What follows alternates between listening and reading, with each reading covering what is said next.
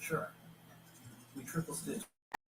You have 68 wins.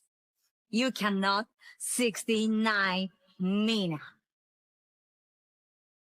I am that reminder that no matter how far you get in life, there's going to be someone like me, born with much more than you do, who can cash in and take it all away at any moment. Now, you know what? Now, I don't know who you've been talking to, but it's obvious that you hadn't talked to me. I pull rank around here, and everybody better remember that. Ooh, follow the white rabbit.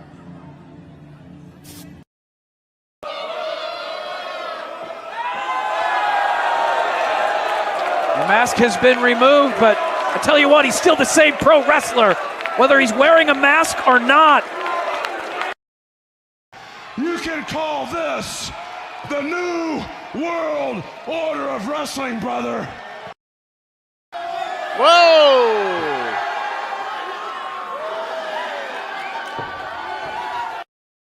We got a mom in the front row who taught her daughter how to suck dick.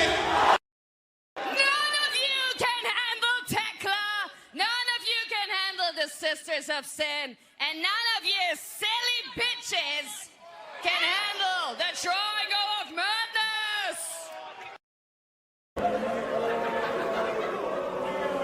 Oakley has Trey. Look at the speed, the rotation, the impact. What is going on, everybody? Welcome once again to the Saturday Shenanigans, hosted by yours truly, the Renegade JJ Williams. Hi guys. Hi guys. CM Punk drama bullshit to the side. I still consider Heyman the worst AEW champion they've had. First of all, we're going to bring in Walter Cruz. I said that as a joke when, what's his name, did his promo Monday. He said, I'm from a prestige university. I said he majored in Steiner, man. We've got the Heb man, James Hebert, in the house. I do really cool in dumb things on the internet. Right. A lot of shit going on here. A lot of fucking crazy ass shit. Where is Noah JD? Well, say his name and he appears, because we believe in Noah Foster. Fuck is this intro? It is one of those things where as fans, we do have these desires for what we want to see, but sometimes you can't always get what you want, and there are reasons you truly don't get what you want. I wouldn't even listen to this in Grand Theft Auto San Andreas. What the fuck is this shit? God, rap is whack. Like I said, never been a greater time to be a wrestling fan than with more companies in a more lucrative spot, in a more comfortable business spot, in a sense of mind, it seems, than ever. Again, WWE is not the only one. It is not the end-all, be-all. So let's go back to the Renegade Wrestling JJ Williams to get the official word. JJ, speak! Make sure you tune in every week, because you never know who's going to drop in to join the shenanigans. Catboy is in the house. Hello, my internet family. I say if you want to make them as evil as possible, make them really mad. We have Mansfield joining the party now. What is going on, Josh? Like I told no one when we were in Cleveland, him joining Chase U was just an unfortunate side effect of my shenanigans towards you, JJ. I know how it can get better, Noah. The panel chooses you. Shut the fuck up, Josh. He said that so like. We got some of the intro back. Yeah, I was gonna say. Just like how you and I had lunch together the other week. That was different. Ladies and gentlemen, the King is here. Say his name and he appears. We believe in King A-Train. There are so many believers in Joe Hendry. The only person on this panel that doesn't believe in Joe Hendry is King A-Train.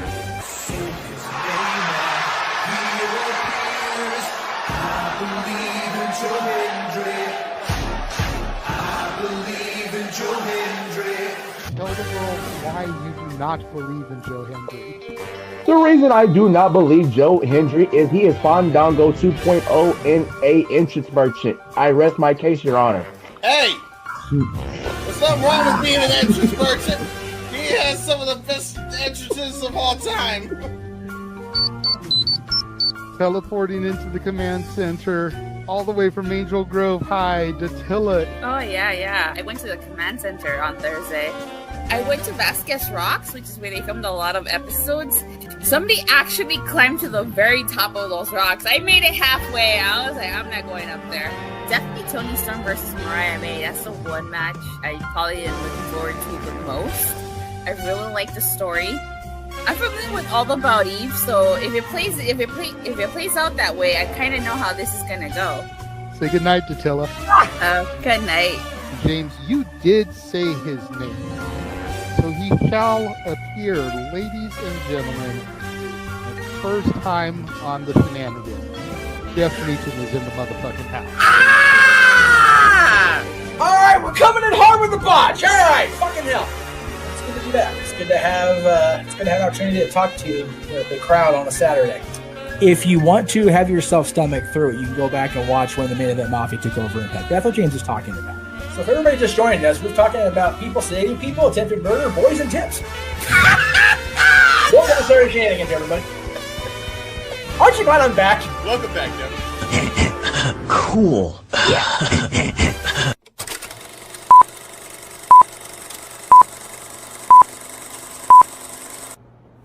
Get it?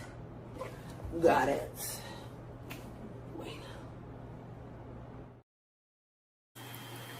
What is going on, everybody, and welcome to the weekly moderated insanity known as the Shenanigans here across the Simply Reliable Studios brand of channels. It is I, your moderator extraordinaire, the Renegade of Wrestling, JJ Williams, back in the host seat, joined by the Island of Misfit Toys. Walter Cruz is here. What's going on, man? Not much. What's going on with you, good sir? Nothing. I'm just eating, so once I'm done, I'll be on camera, but I don't want to be chewing and shit on camera. That's why I went off. No worries. There's a reason I picked that one, though. Figured as much.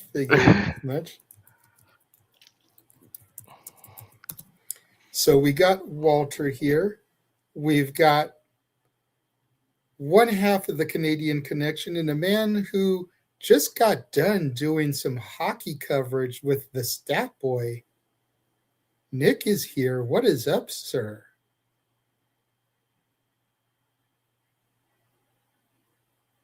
You're muted, sir. Oh, I'm There you muted. go. What the fuck? So you know what I just realized? I can't tell you guys to go fuck yourselves because you guys are not in Vegas anymore. No, you can't. Damn it. All right, well. We're just now. What? I gotta find a new shtick. God damn it! Well, what's going on? While you think about it, we do have the other half of the Canadian connection as well, because she's yours, she's mine, she's our Canadian friend, Ash. Hi. Hello again, Ash. How are Canadian you this cook-up. evening? I'm good. Nick, remind me to never, ever call a Zack Sabre Jr. match with you ever again. Listen, it's not my fault. We were at a very nice brunch. The sexual tension of that brunch was astronomical. It's what did you have? Like, shit just happens. Like it just happens. I still haven't watched it back, but I have heard stories, and I will just leave it at that. Oh, buddy, if you only knew. Pretzel talk. We had counter talk. It was just, yeah. Zach would be the one to turn somebody into a pretzel the way he freaking fights, though. Well, we figured out that after the big gay brunch, we figured out what TLC actually stands for. So it's not tables and ladders and chairs. No. We figured it out that it's tables. I forgot what the L was. Tables. I forgot what the L was, but tables, L's, and countertops. The thing is, like, you didn't even say another L word. You said another T word, and we didn't notice until after the show was over. Oh, we didn't notice? Oh, god damn it. Well, then, I guess it'd be like tables, lounge chairs, and countertops, I guess. Sure. Right? You guys are all like, what the fuck are you guys talking about? You know how Tony Storms does her promos? They get 3 hours of that, pretty much. Oh, Jesus. Like, oh, yeah. It is. Don't worry, there was some action called, but... Oh, there was action, all right. Oh, my God. Yeah! But was it wrestling action is the question. Well, I mean, that's debatable. As Ash drinks her drink. Mm-hmm. She is like, it is a Casa signature. She is thinking, this is a tasty beverage right now. She was thinking something tasty there. That's kind of an equivalent of pleading the fifth. It's like, I don't want to answer the question, but look, I have a tasty beverage. No comment. Sometimes the best comment is no comment. 100%. That's true. That is true. Always said multiple. Oh, sorry. Some comments usually get you into trouble, as we have found out recently. But that's another story. Yes, sometimes just because I say this to my workmates and other people, just because you can doesn't mean you should. Yep. Well, we will get into this here. Before we get really into things, let me go ahead and address the elephant in the room. Are we doing announcements? Not yet, Nick. Shut the fuck up. We are not going to be addressing the releases from yesterday unless you guys really want to super chat and ask about it, because we literally did an hour live stream last night, myself, Nick, Charles, and Walter discussing this. So we would rather not get too in depth about it this evening. So if you want to know our thoughts on the released WWE superstars from yesterday, go into the archives on the channels, check that video out. That is not something we are going to be addressing here this evening. However, let's start the show off with a little bit of positivity coming off that negativity. You know, this week we had quite a few call-ups. All Ego Ethan Page, Sol Ruka, both joined the Raw brand this week, and we were told that Joe Hendry would be there next week. Over on SmackDown, we had the Fatal Influence. We had a teaser for Blake Monroe coming soon, and we had Ricky Saints announce that he would be there next week. On top of the fact that NXT recently lost Oba, Trick, Javon, like there's a lot of talent that's been moving up here in recent weeks and months. And so the $1 million question when this always happens is, what's their ceiling? How successful do we think they'll be? Because in the past, primarily during the black and gold era, when Triple H was running NXT and Vince was running the main roster, Vince couldn't turn what Triple H had created into gold on the main roster. Now that it's Shawn Michaels in NXT and Triple H on the main roster and they're best of friends, what do we see happening with some of these guys and gals? Like, for me, and I'm not saying it's going to happen immediately, but for me, I definitely see Sol Ruka. I could see Sol Ruka becoming Intercontinental Champion by the end of the year. Blake Monroe, I definitely has World Championship written on her. The question is when. I could potentially see her as a Miss Money in the Bank, kind of like they did with Tiffy. On the men's side of things, my biggest concern, believe it or not, is Joe Hendry. Now, we've seen he can be a TNA World Champion. We've seen he can be an NXT World Champion. But do they have the faith to make him a WWE Champion or a World Heavyweight Champion? Or is his ceiling going to be ICUS? And on top of that, we've already got R-Truth. Now we've got Danhausen. Do we need another comedic character?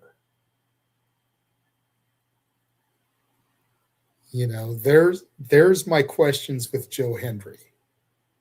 We all know he can. The question is, will they let him?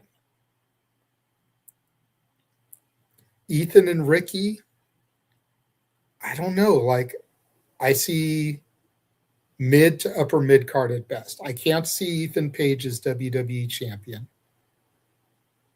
I could maybe see him as world with a Money in the Bank type of situation, kind of like Jack Swagger, Dolph Ziggler.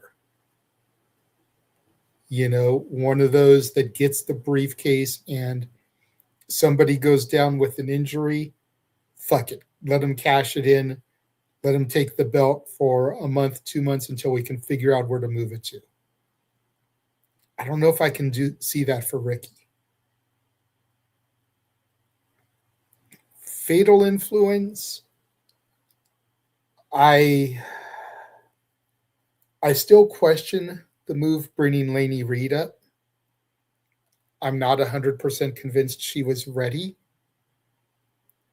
But based off of the heat from last night, I think they see JC as a single star. So letting Lainey and Fallon be a tag team where that women's division needs teams, I can maybe see that working. But let's go around the room. Let's talk about these. Let's see what people think of these call-ups. And since it does seem to be more female heavy, we'll start with the female in the room. Go ahead, Ash. I'm surprised Fatal Influence, all three of them called up, because I was convinced JC was just going to get called up by herself. See, I figured Fallon would go. I figured they'd call JC and Fallon, because then you've got someone that can go after the world title, one can go after the mid-card title, and you've got the team. You got the best of all the worlds there. Mm-hmm. But I didn't see Lainey getting the call. I'm glad all these female wrestlers from NXT got called up, because, oh my God, are they needed in the mid card, especially over on the SmackDown side of things? Because what the hell are we doing with that US title? Like, do we not have any opponents for like Julia other than Chelsea? And I'm drawing blanks right now. That's how bad that division is. You're 100%, and it's not even Julia anymore because Tiffany got the belt last night. Oh, well then. Yeah, I didn't watch SmackDown, so that's news to me. Wow. Okay. I did, because truth be told, I originally thought about doing the show on the releases opposite SmackDown, kind of like a big FU to the fact that SmackDown was on. But I knew there were probably going to be call-ups, so I wanted to give those people their due and then figured we could do it afterwards. So that's the only reason I watched SmackDown, was to see who debuted. Okay. And if you go and you watch the Fatal Influence segments, holy shit, JC was getting Dominic Mysterio heat. Wow. Like, it was so good, the amount of heat she was getting. They made her a star just in one night. Nice. I will say this for like the newer version of NXT, like with the NXT call-ups, the creative team is doing a good job of reintroducing the people to the main roster because not everyone watches NXT, and that was the main issue I had with NXT Black and Gold.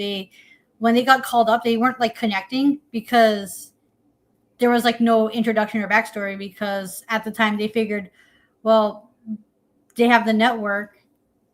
They just assume that people are going to watch NXT, but just because they have the network does not mean they're going to be watching NXT, and there isn't that disconnect. So at least when they get called up, you'd be like, oh, this is such and such. This is what they did. This is why they got called up. There's actually a reason. They give you reasons to care for these people other than you have the network, you watch the show. But no, that's not the case. That is not the case at all. 100%. Anything else? Not that I can think of at the top of my head, but I'm looking forward to what they do with Blake Monroe because I love her so much. Yeah, I do have high hopes for Blake. All right, Nick, I saw your message in the private chat. Go ahead and address this. That way you can dip out. Yeah, I got wifey. I want to hang out with the wifey tonight. Yeah, call-ups. You know what? I mean, good for the people that got called up. It's nice to see their work has been paid off. Out of all of them, I think I agree with you guys. I see Blake I can see her, filling into the young Tiffany Stratton role. Well, Tiffany kind of, I feel like this U.S. title run is a little bit beneath her. I'd like to see her keep mingling in the main event scene. So I can see Blake filling in that, mid-card role right now, win the Money in the Bank, go from there. For the men, it's so tough. Like, this is not a disrespect on the talent of the said individuals.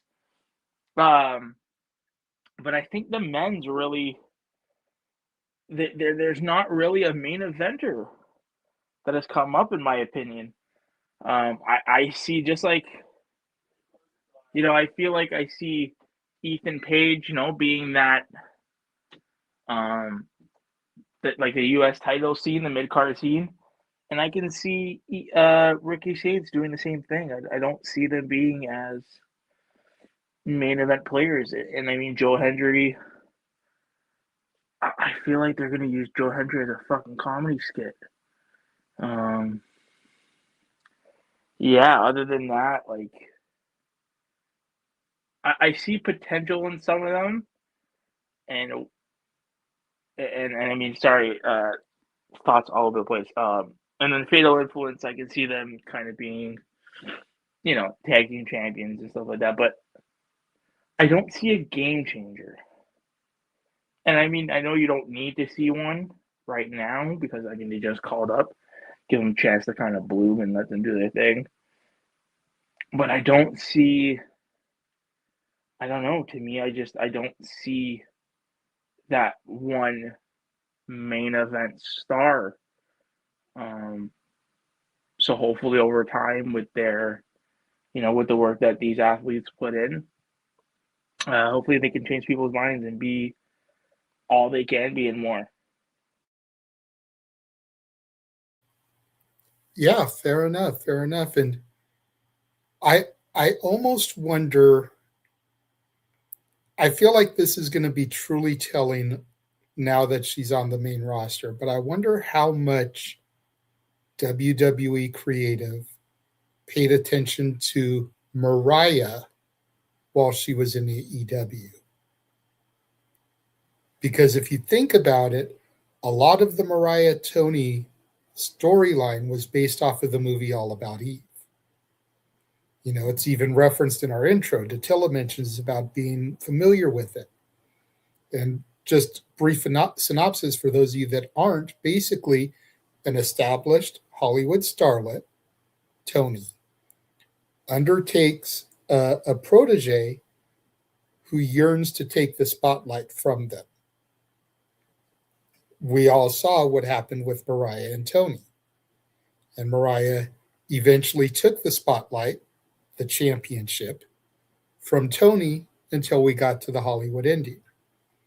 The way the movie ends is the starlet that took the spotlight away goes into her dressing room to find a girl who idolizes her and kind of wants to take her spotlight.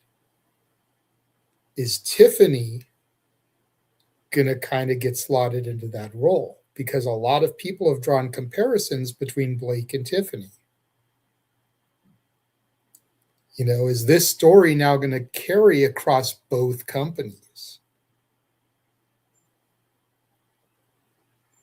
It's going to be something interesting to see as the storylines progress once Blake makes her debut. Yeah, it's all about how, at this point, you know, it's really all about how creative pushes these individuals. You know, we could, I'm sure we can go on and on about how the creative, and not just in WWE, but in both companies, have been lagging going into big shows. So hopefully, you know, creative has plans, and it seems like it's notoriously WWE, at least in the sense of they call people up and they don't know what to do with them. Mm-hmm. So I mean, hopefully the creative is behind these athletes that are being called up. I just, yeah, like, I hope, yeah, like I said, I hope the creative team know what they're doing and actually have a plan for them. Or else, I mean, then you call them up for no reason, and you've just depleted NXT, right? So, hopefully the creative is behind them, because we've seen, you know, not to turn it negative, but if creative is not behind you and the fans are not behind you, they will release you, right? Because again, it's a business and they have to meet their quota, and we're not going to talk about it. But just like I said, hopefully the creative is behind these individuals and does right by them. Because if they don't, then what is even the point? 100%. And Emmanuel brings up the same thing with a $5 super chat. Thank you, Emmanuel. Fatal Influence is already in the main event scenario. Now you have to book them to win these next couple of weeks. Like, don't give them this monster debut and this monster heat and then turn around and job them out next week. They've got to go on a monster run where they seem unbeatable, I would say, till at least SummerSlam.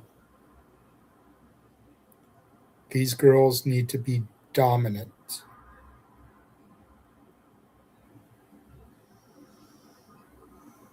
But if you turn around and they're losing by Backlash, then you've already done them dirty.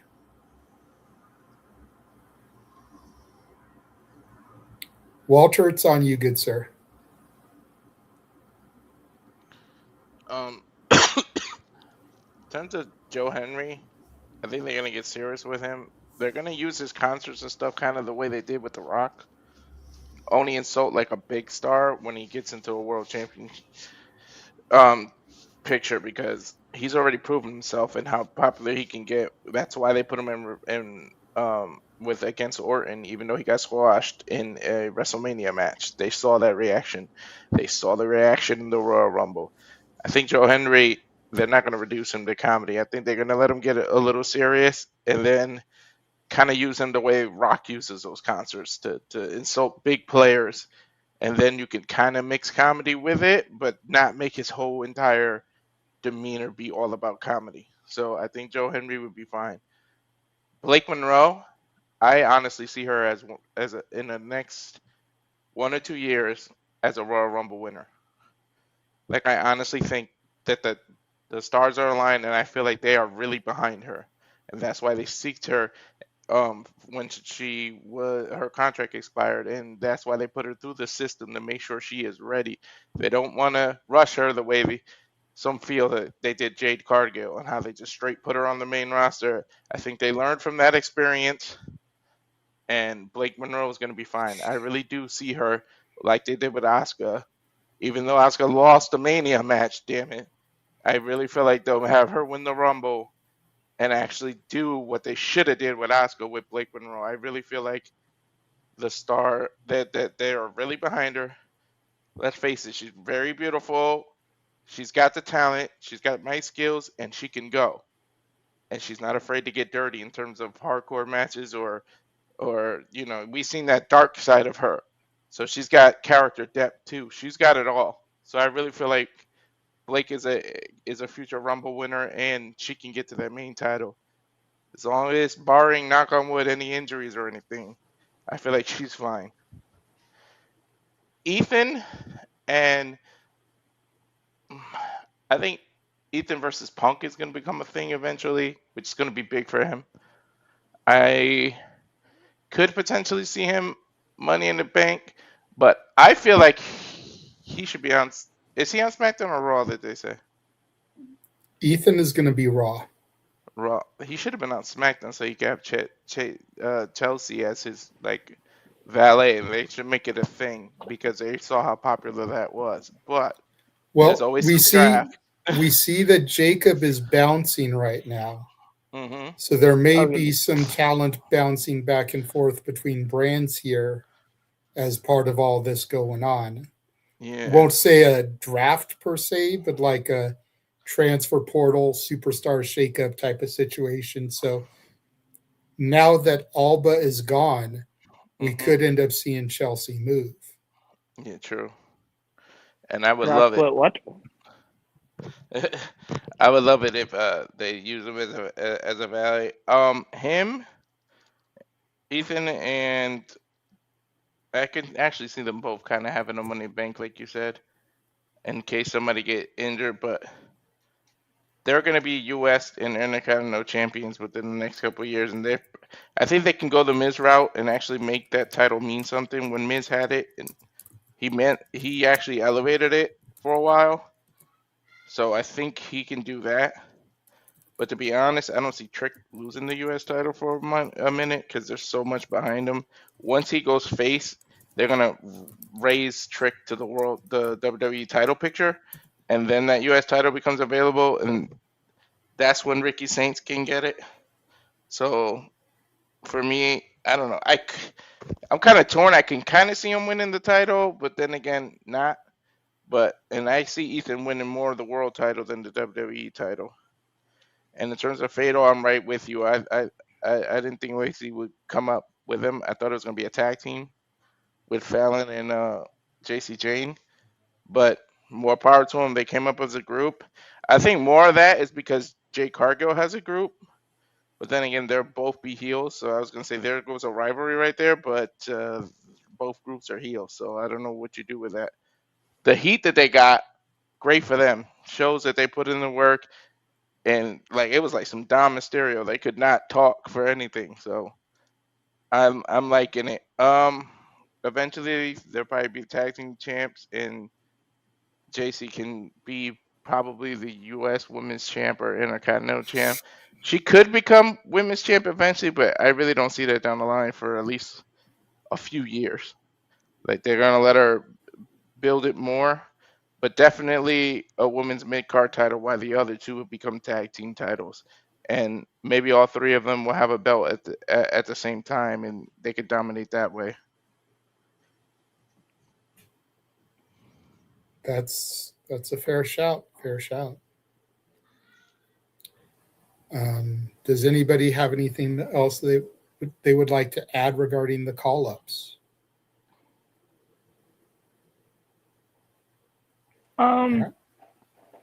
I think we said it. Just creative. That I hope again that these people have good quality, not only good quality matches, but and this is the problem that I feel sometimes with AEW is hopefully they give them things to do that matter.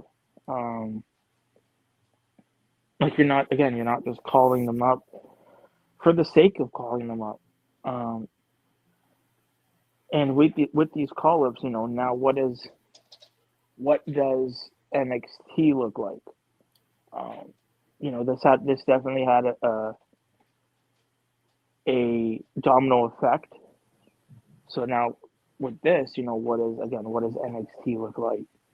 And subsequently, obviously, you can see that they'd probably bring people from Evolve to fill those roles. Well, it's just a snowball, right? So I wonder how now NXT, how does NXT shake up? And hopefully, all these talents are made to matter. Well, I know NXT just gained the Vanity Project. So there's 3 talents that they just got. Jackson Drake, Ricky Smokes, Brad Baylor.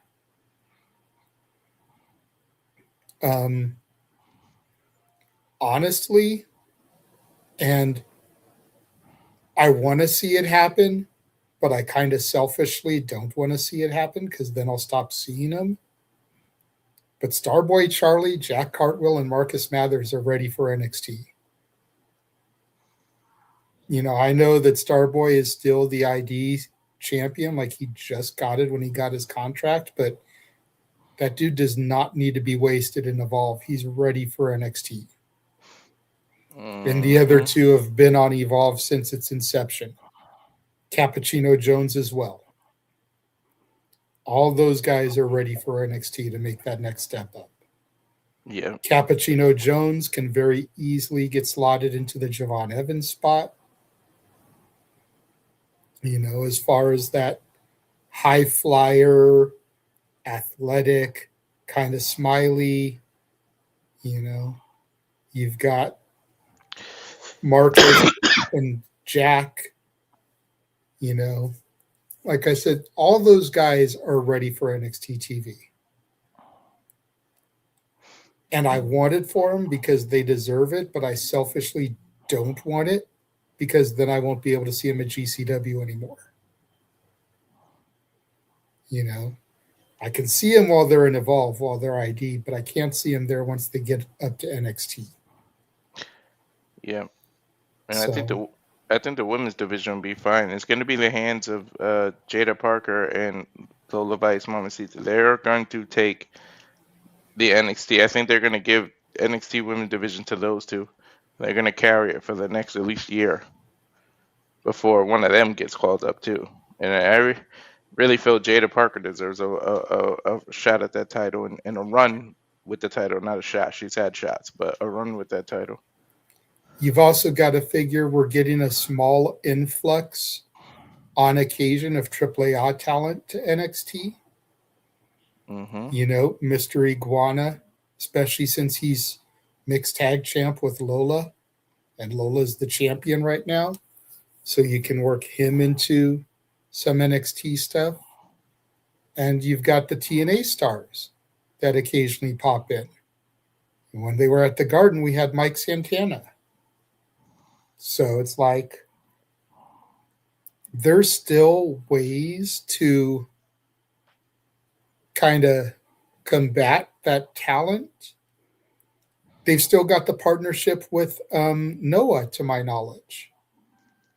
We had Inamura last year, and then once he left, he went on to become the champion over in Noah. And I believe he's still reigning champion. So, we could get another talent from Noah coming in. I am concerned to a certain extent, but NXT this past year especially has seemed very female dominant. And I'm okay with that. Hell yeah. Because we've been championing the women for a while. We've been saying how there needs to be a women's television show. I'm not saying make NXT all women, but if it's women dominant, I'm here for that. Mm-hmm. I just wish they were on a network I had more access to. That's all I wish about it. Yeah, I agree. But at least it's a channel that has a free app and we can see it the next day. Like, I'm fine with that too. I just have to remember to actually start watching it. Because that's been my thing, is Wednesdays here prior to the trip, I was working almost every Wednesday, an opening shift. So I would come home and I wouldn't run that shit back. I'd be tired. So, but if nobody else has anything that they want to say about the call-ups, then we will run our watch-along trailer real quick, and then we'll get into the meat and potatoes of our conversation. 2 topics this week, because we know this next topic is going to be a long one. So buckle in. We'll be right back. And now for a taste of things to come.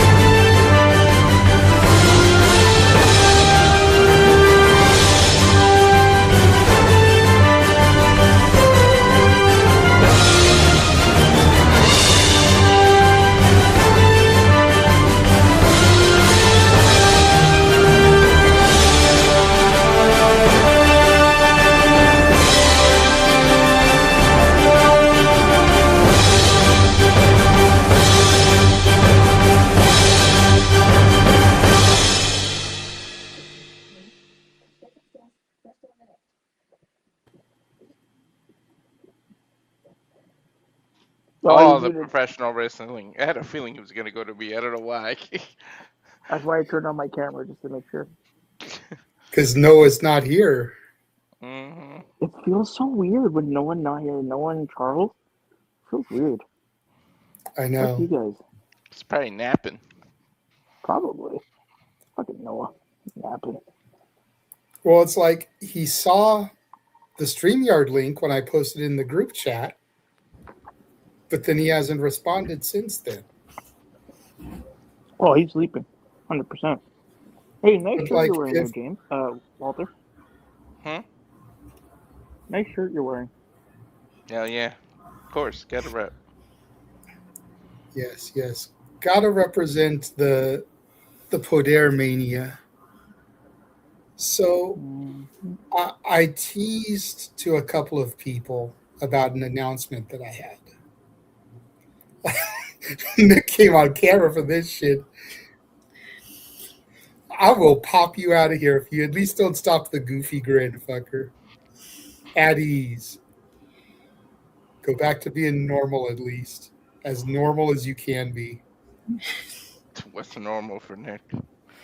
I know, but he was being overtly goofy. You know that. So I You have teased an a couple people that I had an announcement that I was going to make. And I figured this would be a good way to do it as we transition into our main event topic, because it all has to do with conventions. Wrestlecon was just the beginning. Being there, hanging out, networking, because your boy has got a press pass for Comic-Con Revolution coming up in the middle of May. So I will be going to Comic-Con Revolution with press credentials, hopefully videotaping some of the panels. Panels haven't been announced yet, but some of the people that are going to be there, in addition to the world of comic books and whatnot, Sean Waltman, Kevin Nash, RVD, Tully and Tessa Blanchard. So quite a few professional wrestlers are going to be there as well. We still have about 20 days. More talent can always be announced. There's a lot of people going to be there for Rick and Morty. There's a lot of people going to be there connected to Sonic the Hedgehog. 4 of the main 8 stars of Beverly Hills 90210 are going to be there. Obviously, Shannon Doherty and Luke Perry can't be there. They've passed away. Jason Priestley and Tori Spelling are not going to be there, but the other 8, Steve, Kelly, David, and Andrea are all going to be there. Ian Ziering, Jenny Garth, Brian Austin Green, and Gabrielle Carteras. So I'm almost willing to bet you that's going to be a panel talking about 90210. I'll bet you Sonic is going to be a panel. I'll bet you Rick and Morty is going to be a panel. I could see Nash and Waltman being a panel. I could see Tully and Tessa being a panel. You know, lots of interesting stuff, but your boy will be there covering it as press. Nice. Simply Reliable Studios moving up in the world, y'all. What have you been saying, Nick? What have you been saying? Go ahead, get on your, I won't say get off your high horse. Get on your high horse for a second. Repeat what you've been saying for a minute. Oh, man. Say the line, Bart. Say the line. It's 2026 is just our year. Yeah. You know, in addition to what JJ's working on, I don't know if anybody's noticed, but I'm cooking a little thing myself. Oh, I got a heart on my question to Kaya. She hearted my comment about her joining for watch along coverage. So that's something that could happen. We might end up with Kaya McKenna joining Nick and Mikey for the Stanley Cup Finals on a watch along or two. Oh my God, that'd be so cool. That'd be sick. But no, like what you're doing, that's cool. You know, and like I said, I'm people have noticed what I've been doing on Twitter. We're making friends. We're making friends. And the word of the next hopefully few months is collaboration. We're out here, we're trying to make some friends, and things look to be trending in a good way. So I do want to bring, hey, this is the chance for Shilling and hopefully the friends, like I said, that I've made hear this. I want to shout out the Wrestle Junkies podcast. Those guys are doing phenomenal work. Those guys are a bunch of gems. Mr. Cincinnati and Broadcast Ad, those guys are excellent. You got the Rock Solid podcast crew with Kenny K9 and all those boys there. So those guys are fabulous. Kicking Out podcast. Hopefully you boys are doing well. Go check all those people out because, like I said, collaboration, cookouts, and then we got. Oh, I forgot another crew that we should shout out to. Hitting the turnbuckle.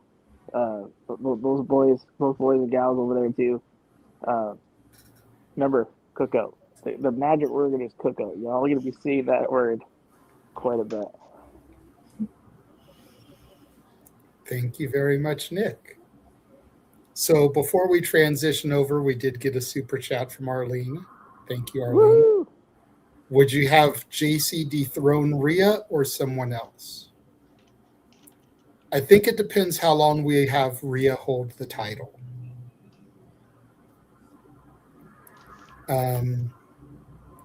If we're going to have Rhea hold the title until next year's WrestleMania, I could maybe see JC dethroning her. If she's going to lose the title SummerSlam Survivor Series, that might be too soon.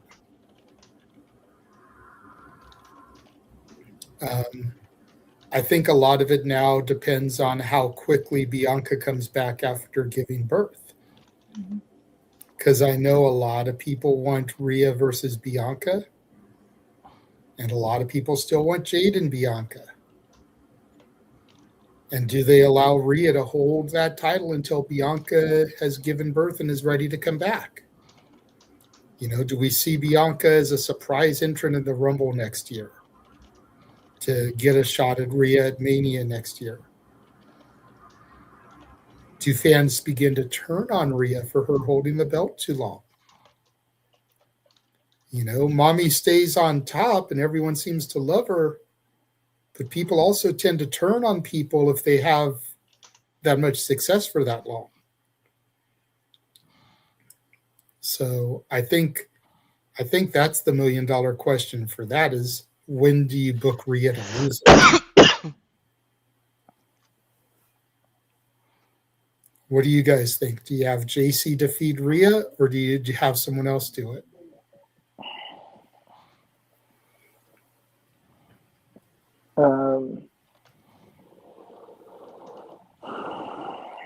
I don't know. I have no idea. It's because nobody's really been built up right now.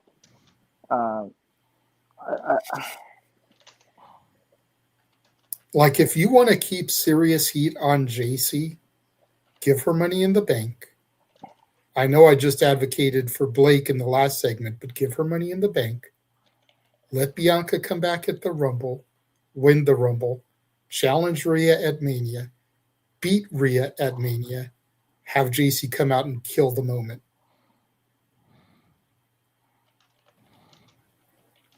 If you really want to keep some heat on JC. Because now you've just had this beautiful moment, Bianca coming back after giving birth, defeating the mighty Rhea Ripley, and here comes JC Jane to just snatch that shit away.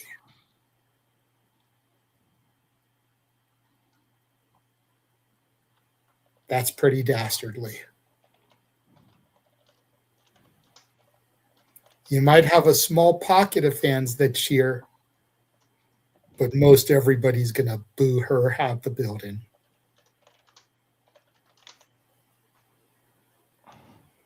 Book it, WWE. I just gave it to you. Just shoot me a couple of free tickets when that shit goes down next year at Mania.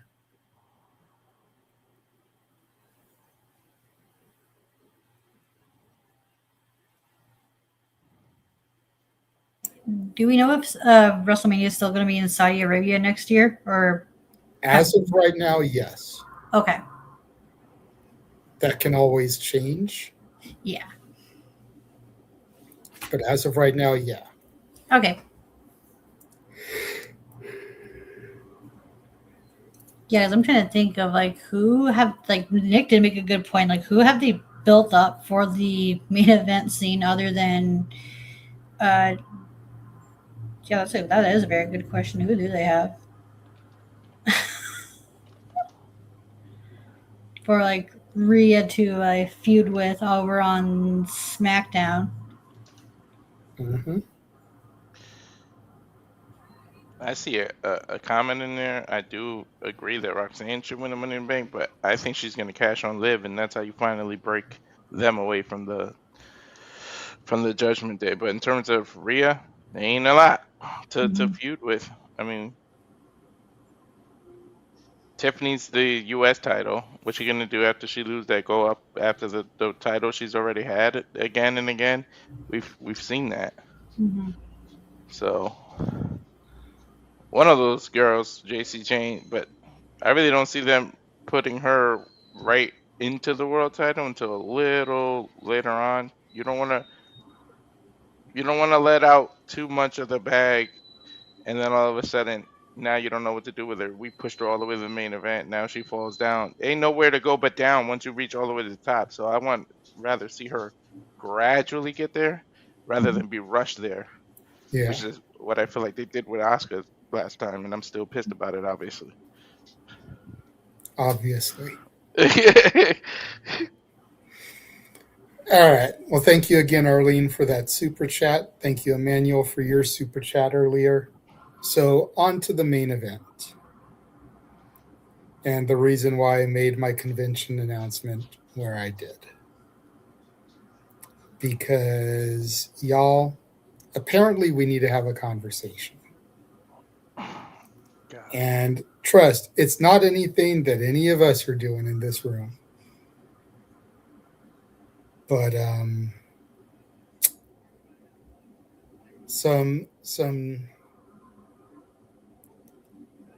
small percentage of wrestling fans decided to do things that are making it hard for the larger population of wrestling fans. I mean, between a fan recording an intimate moment between Bayley and AJ Lee, which Punk smacked the guy's phone out of his hand, and then the guy has the nerve to demand an apology,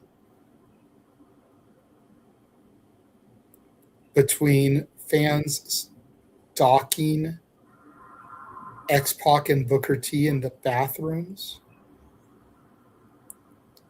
between fans following around Drew McIntyre and Royce Keys,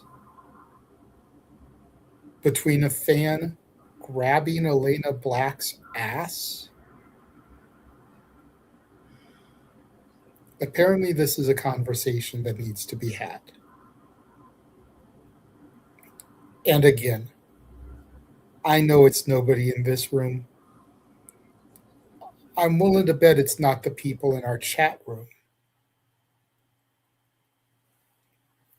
But the problem is the age-old saying, one bad apple will spoil the bunch. And I don't want these bad apples to ruin future experiences. So what I'm going to do is I am going to share something here because a Twitter user named Carmine, and I'm probably going to botch this last name, but Sabia, Sabia, at Carmine Sabia, made a post with this photo attachment. And I am going to read their post because I echo this 100%. Carmine says, I don't normally talk about professional wrestling on this page because it's not what my audience is here for. But after what I saw from fans at WWE WrestleMania this past weekend, I'm making an exception. I'm going to be blunt, so bear with me. I've followed professional wrestling since I was 5 years old. I'm 48 now. Some of my closest friends are current and former superstars. I won't name them because they don't need the heat that comes with being associated with me. When I was around 10, we found out what hotel the wrestlers were staying at in New Jersey. I begged my mom, who hated wrestling, but would do anything for me, to take me. She reluctantly agreed. We went with a small group of kids and adults. Before we left, she made sure I showered and dressed nicely, like a person. When we got there and I started seeing these larger-than-life superheroes, I wanted to run up to every single one of them. My mom grabbed my arm and said, "They're checking in. They're busy. Wait." So I waited. Within an hour, many of them were in the lobby, and every one of them was happy to interact, take photos, and sign autographs. Later, before we left, I saw a tag team eating in the hotel cafe. Again, I wanted to rush over. Again, my mom grabbed my arm and said, "They're people like everyone else. They're eating. You don't interrupt people like that." That team saw what happened, and within minutes they came out of the cafe, found me, picked a spot with good lighting for a photo, and signed autographs. And my mom made sure I said please and thank you every single time. Years later, I became an indie promoter. A mediocre one if I'm being honest, but I made more friends in the business through my current line of work. There's nothing quite like realizing that someone you grew up watching is now a fan of you. I say all that to say this. What some fans did this weekend was reprehensible. It's exactly why people look at wrestling fans as the dredges of society. Wrestlers were accosted, harassed, even physically grabbed and treated like circus animals. If you call yourself a fan and that's how you behave, you're not a fan. You're a selfish prick. Chasing people around, shoving cameras in their faces, demanding autographs like you're owed something. That's not fandom. That's entitlement. And here's another concept that apparently needs to be explained. Shower, shave, put on clean clothes. You want to get close to these people and you look and smell like a gas station bathroom. Think about that. And the way some of you interact with female wrestlers is beyond unacceptable. This isn't a strip club in a seedy part of town. You don't get to touch anyone, ever, especially not them. If they choose to put an arm around you for a photo, fine, but you do not initiate that. Their personal space belongs to them, not you. It's not complicated. Be clean, be respectful, be grateful. Do that, and you'll have a great experience. This has been my TED Talk.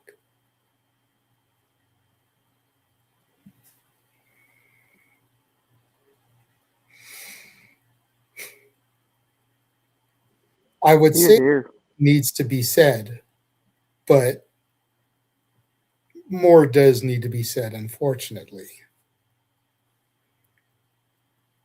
Because this happens all too often. I told Nick and Mikey during the playoff call, I would almost be willing to bet money this isn't the only time we're going to have this conversation this year. I would almost be willing to bet you we'll have to have it at SummerSlam, another 2-day event that usually has Wrestlecon or something similar connected to it, and Survivor Series, which is usually around the same time as WrestleCade, which is a multi-day fan expo. So I'm almost willing to bet we're going to have this conversation at least once more, if not twice more this year. And that's a damn shame. Because we're all, supposedly, grown-ass adults.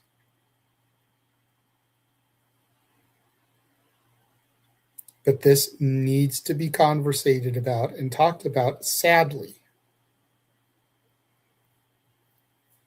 And it would be one thing if it was a one-and-done conversation.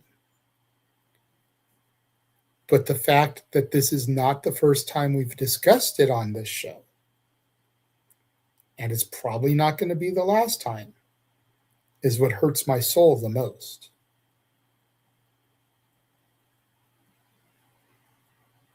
Now, I can't believe that I'm going to do this.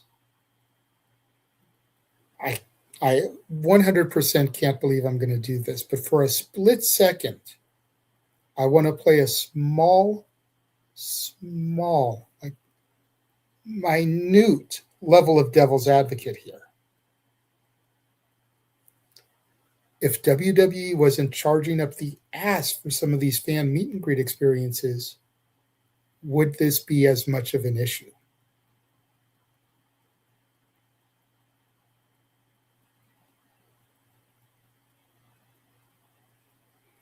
That's something to think about.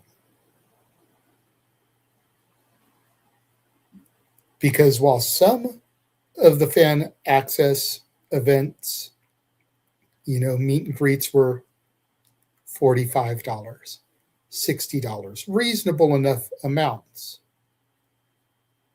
I think Punk and AJ were like $200.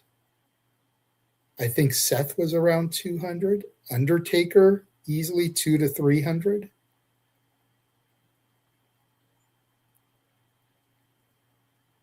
Or you hang out in the hotel and you hope to get a freebie with them. Especially with as much as WWE is charging for tickets to WrestleMania. Then this on top of it. Now, again, I'm not justifying anything. But would this be as much of an issue if the fan meet and greet experiences were a little bit cheaper?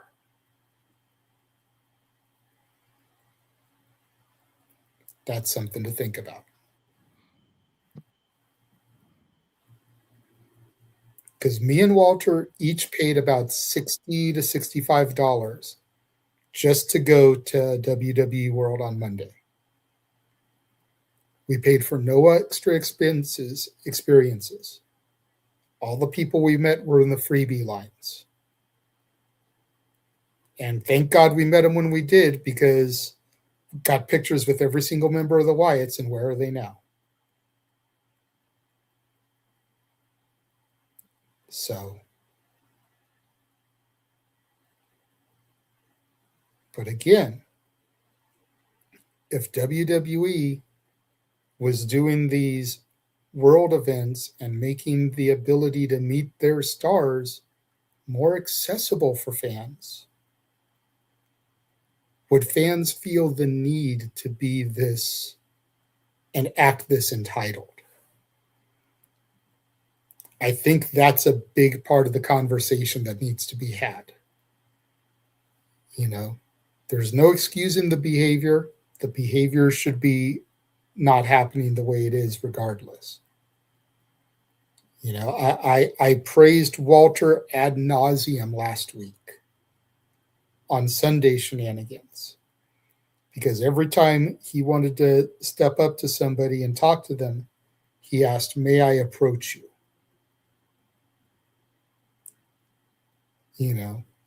Not counting, of course, the people that we went to go see at Wrestlecon, because we obviously got in line to see them.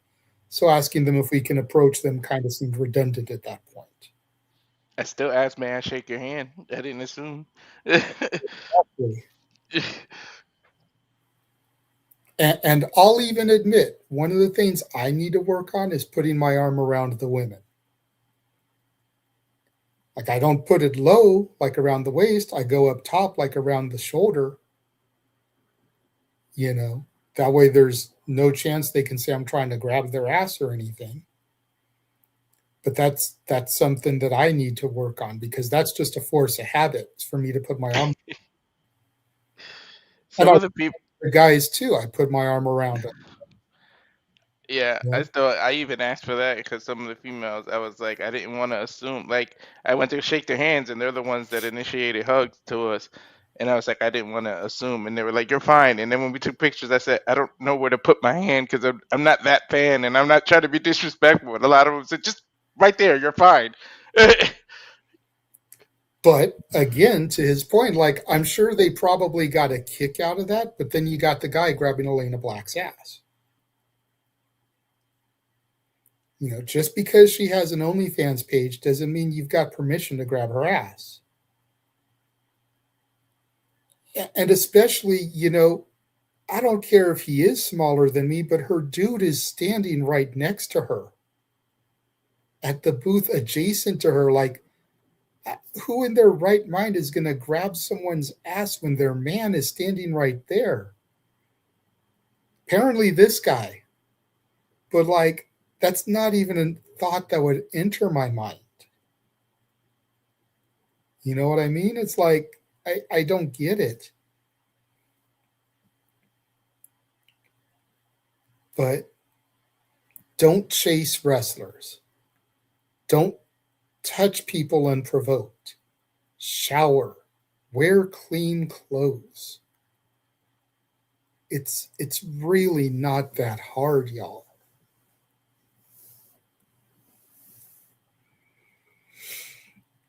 You know, we bumped into so many people that we didn't have to chase anybody. You know, we had Izzy joking with us that we were following her because we kept bumping into her at so many different places, but it just happened to be the shows and shit that we were going to. Not a whole lot could be done about that. You know?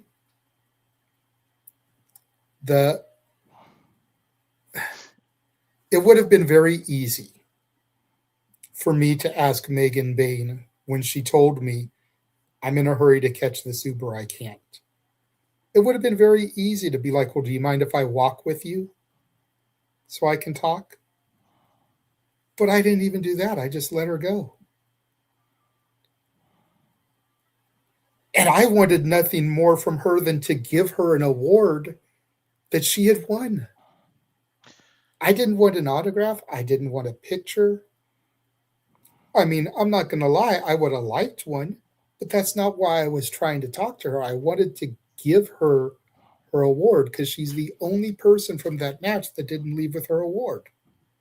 Yep. All other 5 people got theirs. Mm-hmm. Look at J-Rod. We saw J-Rod sitting down eating downstairs, and me and him were talking. And she thought we said something. I said no, and then she was like, "Why? Did you want to approach me?" I said, "We know who you are. We are fans, but you're eating, and we don't want to bother you. We're not those fans." And it's like it clicked in her head, and she was like, "Wow, they're respectful." Because she saw us again upstairs later, ran up to us and hugged us as if she knew us. Mm-hmm. It's crazy the kind of love you'll get from these people if you treat them with just an iota of dignity. You know, we saw a couple of them multiple times, you know, like we said, in different environments. You know, we saw Danny Moe a couple of times up in the regular rooms wrestling, and then we saw her at the Lingerie Fighting Championships. Mm-hmm. You know, wearing less than what she wears normally in the ring. But, like, we were no different to her than we were in any other environment. We saw Jordan bust in the brain like 20 times, and we literally never bothered a picture, never. All we did was give them the award, and they appreciate it, and we said hi every time we saw them, but we never bothered them for shaking their hands or taking pictures or anything, and it seemed like they knew that. Sometimes they would come up to us and start talking to us. You know, to Carmine's point, it's like, if you see them hanging out and it's not a meet and greet environment, then just be patient. You know, we saw the Swirl, Blake Christian and Lee Johnson, right? I can never remember the other one's last name. I know it's Lee something, but I don't want to get it mixed with like Lee Moriarty. You know, I think it's Lee Johnson. I'm pretty sure. But I recognize Blake right off the top as a former GCW champion. And so I told Walter, yo, I think that's the Swirl. I know that's Blake. I think that's his partner. And so they were in the middle of a conversation. And so we just stood back, probably about 5 or 6 feet. And we waited. And then at some point, a few other fans kind of rushed in and did the wrong thing, interrupting the conversation. But they were gracious, took pictures. At that point, the conversation ended, and the people they were talking to went their way. Mm-hmm. And then once those fans were done, Walter and I approached. Respectful, courteous, even told them, we didn't want to be those guys. We saw you guys were having a conversation, so we were going to let you guys finish your talk. Blake was like, you didn't have to do that. Mm-hmm. Yeah, we did.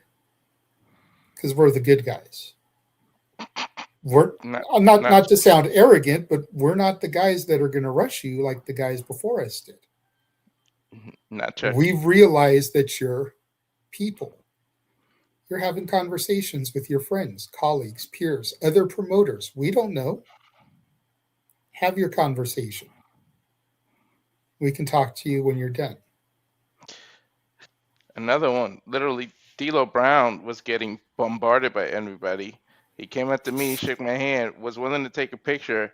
I heard him say, I got to take a piss like a racehorse. I said, D'Lo, go use the bathroom, dude. Don't, he was like, whoa, wait, bro. Yeah, he was like, you mind? He said, listen, don't go anywhere. Stay right here. I'm going to come back. I'm going to take a picture and everything. So that's what the joke on Twitter that I said. I told him, thanks for not treating me like a dog treats a bush, because he came back. And then when he came back from the bathroom, 4 or 5 people kind of interrupted him. I stayed exactly where I was, and he came up to me and thanked us for how we were patient and waited and respected him, and came back. Yeah, it's not difficult, y'all. We didn't follow him into the bathroom, trying to film him, none of that.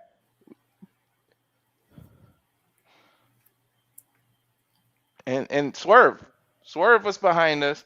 I turned around. I literally said, "May I approach you?" He looked at me, read my lips, and then he waved us over. He said, "Come here." And I immediately apologized because I don't know who he was with. I don't want to assume that's his wife, his girl, whatever.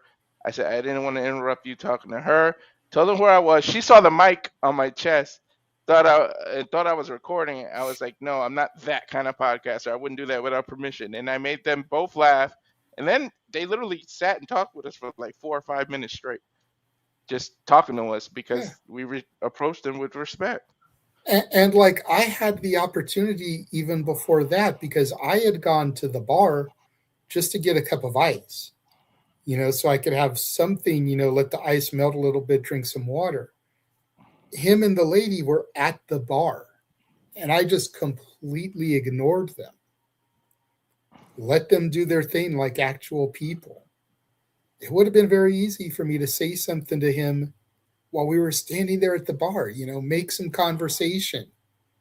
But I just let him be.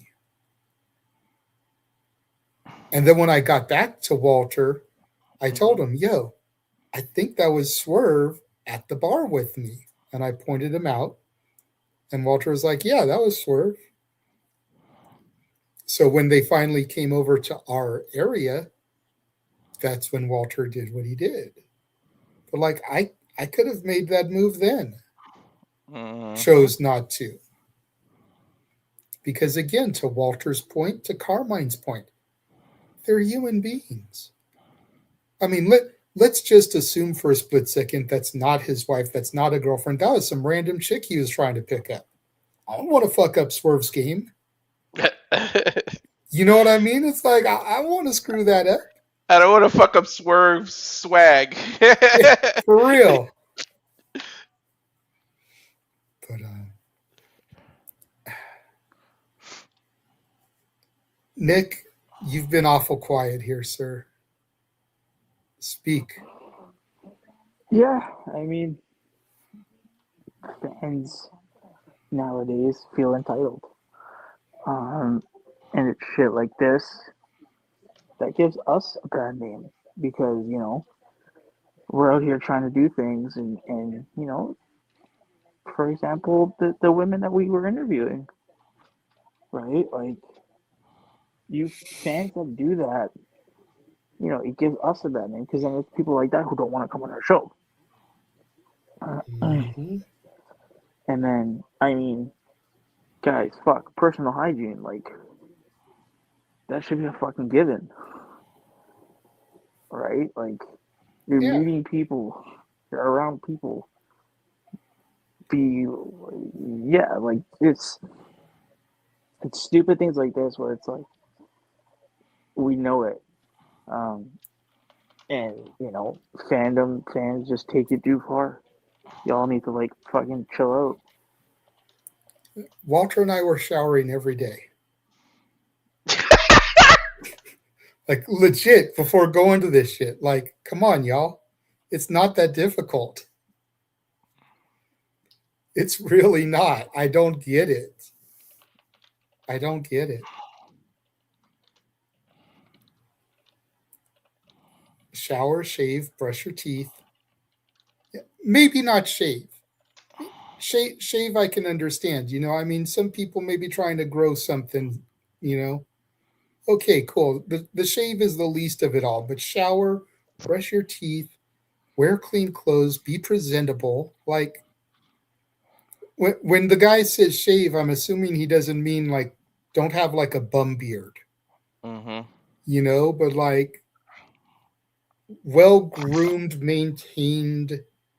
That's one thing.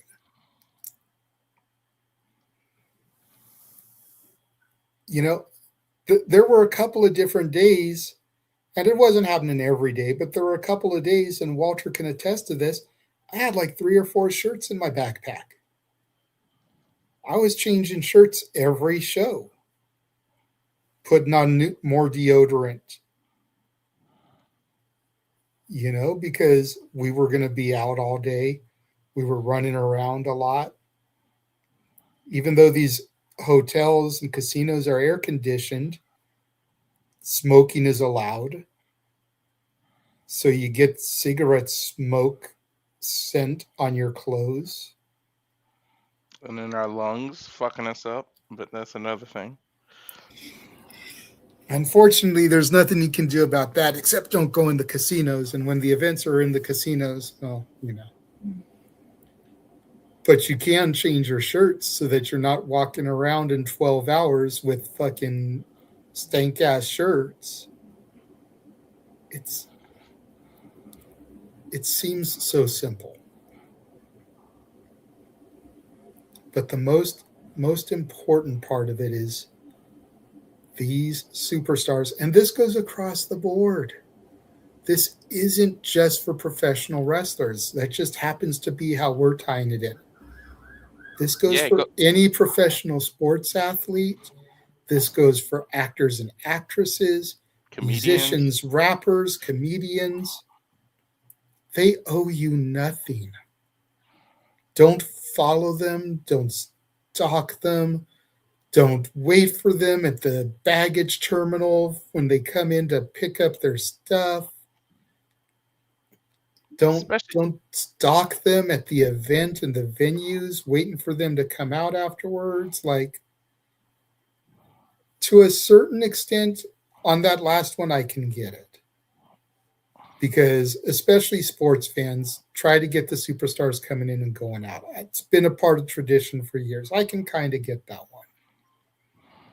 But if they say we don't have time, don't chase them. Don't follow them.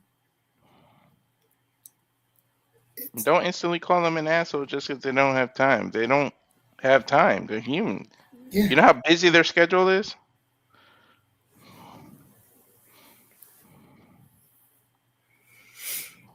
They will treat you the way you treat them.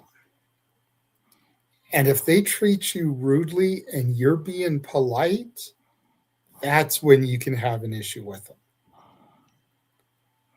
That's why I have issue with Joey Mercury. But that's a whole other story.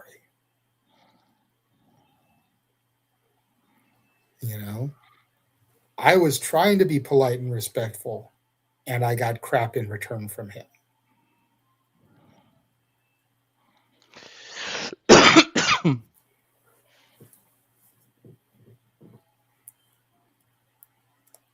Ash, anything that you want to add? You've also been quiet about this one. This is a loofah. It's your best friend. God damn it, Ash. I mean, not everyone has time to shower, so soap in a loofah does the trick. Helps out a lot for you, so that way you're not smelling. Because no one wants to deal with that. It's just sad, like the self-entitlement of like fans in general. It's just like they feel like because these people are in the public, they're entitled to their time. When no, they're not. They're just regular people like you and I, and they deserve their privacy as well. And you go, yeah, the sad part was, even when the tickets were affordable, we still had people doing this. And it's just sad that there's like, they have like no courtesy or respect or anything. And that's really, and it's just, it's ridiculous. It's sad. And it's just like, what are they doing? Hey, AEW tickets are affordable and people still do it. Mm-hmm. I was going to say we did, but I don't think we heard about it as often. You know, that's the thing, is like I feel like we've heard about this more since the TKO WWE merger. Mm-hmm. That's not to say that it didn't happen before, but I feel like the incidents were fewer and further between.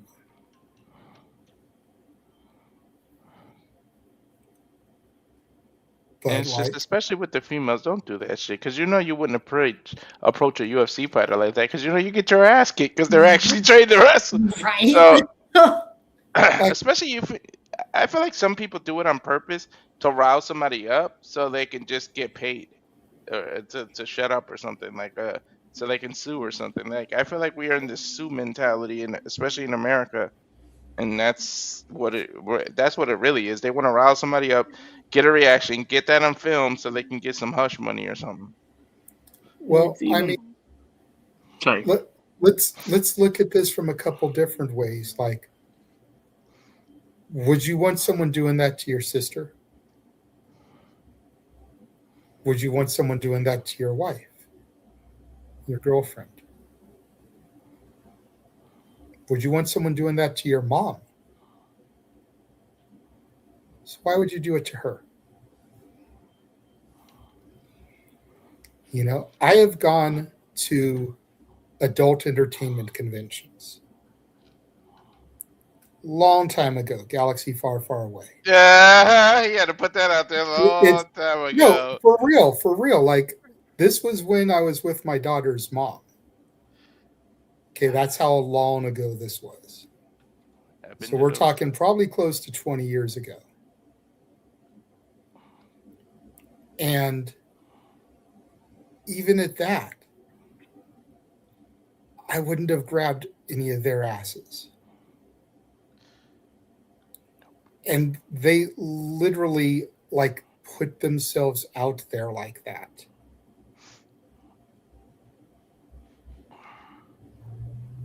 Like, even those women I respect enough to not just up and grab them. You know what I mean? Like, and if I wouldn't do that to them, why am I going to do it to Elena?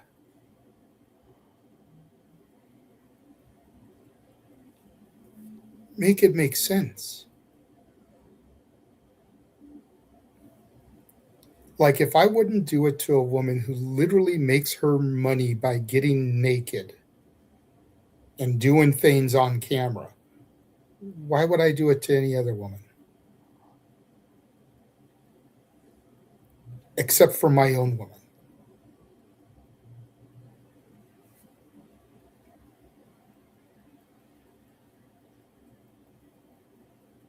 Anybody? Bueller? Like, seriously here.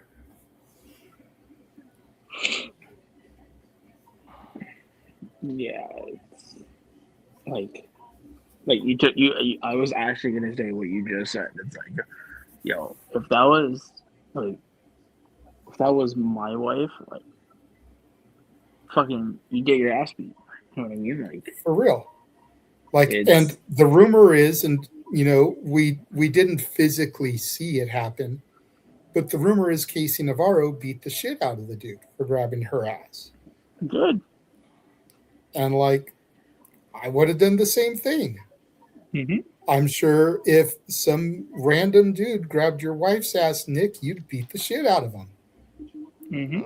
It'd be knuckle sandwiches on the order. Walter, same thing. If some random dude grabbed your wife's ass, I'm sure you would beat the shit out of him. So it's like,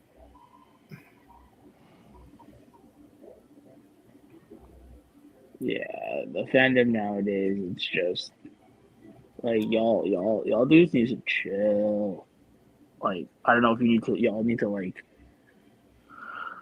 take some like Ativan before you go to these conventions, or like, you know, take some chill pills. Like, you know what I mean? Like, I think maybe when people go to these things, they get in their own head and they get really excited. So it's like, maybe you need to take something to keep you level-headed, because you should not be doing what you're doing. And it's unfortunate that this has to even be a conversation, because that's fucking weird. Fucking weird. Like, no, it really is. And, you know, again, like, I want to bring it back to my counterpoint. Like, would we be having these conversations as frequently if the experiences were more affordable? Yes. You still think we would? Yes. And I think it'd be on a worse level. Really? Yeah. Because I think all these instances about the stalking and the following, I would at least like to think that those would be cut if the experiences were more affordable. Now, that's not to say that there may not be some pervs trying to grab women, but as far as the Bailey and AJ thing, the Drew thing, the Booker T thing, the Royce Keys thing, I'd like to think that these incidences would probably get cut back if the superstars were more affordable to meet.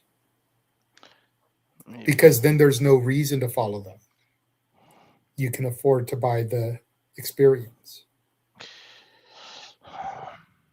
These people are just disrespectful, and they got balls. I know the worst one.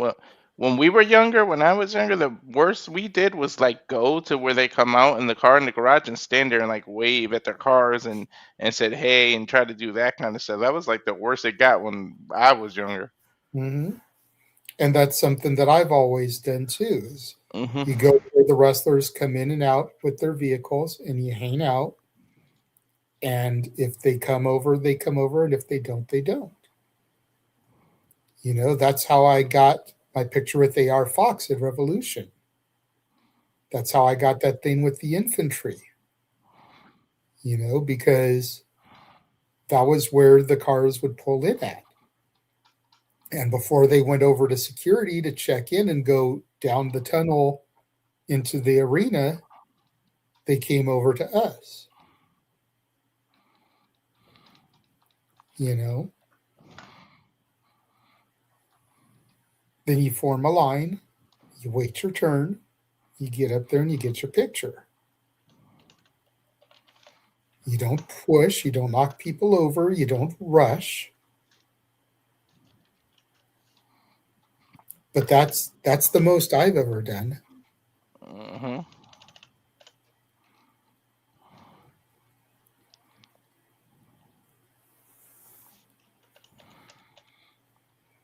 Honestly, like I've never been to a convention, so like I never have done that sort of things.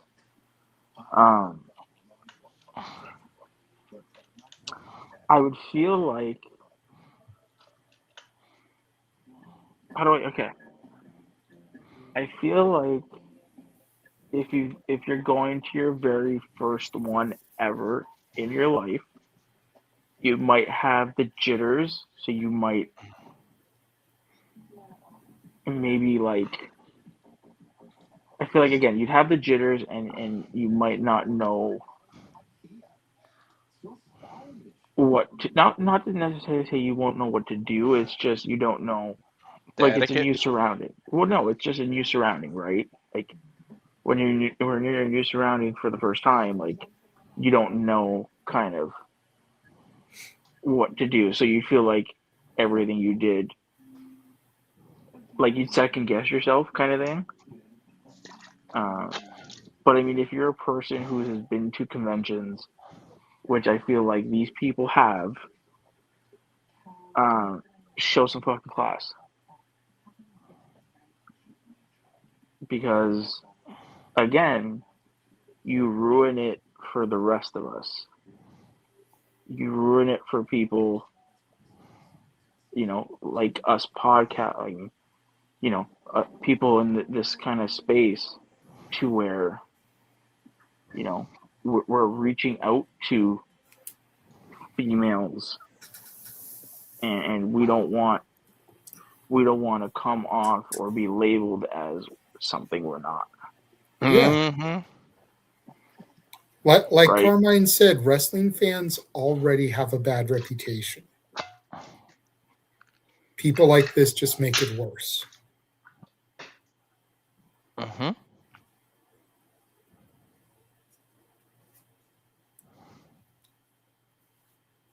You can keep going, Nick. I just wanted to add that in there. No, that was pretty much it. Like I said, it's just show some class when you go to these things. Like, just be a fucking be a person. Like, don't be weird. Like, I don't know what. Like, we're gonna keep beating a dead horse with this, but it's legit. Just be a normal human being. If you wouldn't like it done to you or somebody you know, why would you do it to somebody else? Why? Because you don't know them? Like, grow a pair. Grow up. Yeah, seriously, like it, and especially considering who it happened to. And I'm going to switch things over real quick, so give me 1 second. But it makes me regret booted them out. It makes me regret having this as a promotional tool, considering that's who got groped.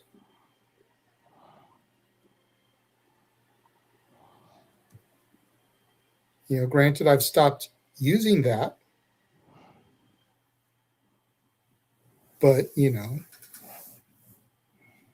I now have regrets because something happened to that woman.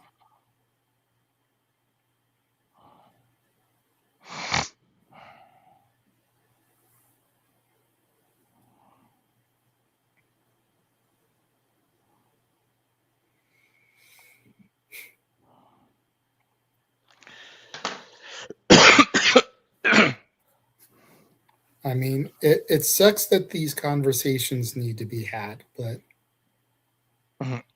we're going to keep doing our part as long as we have to until the shit stops.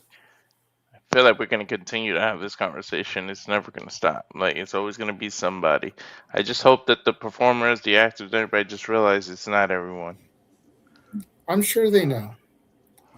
If they didn't realize that, then I think they would stop doing these type of appearances. But at the end of the day,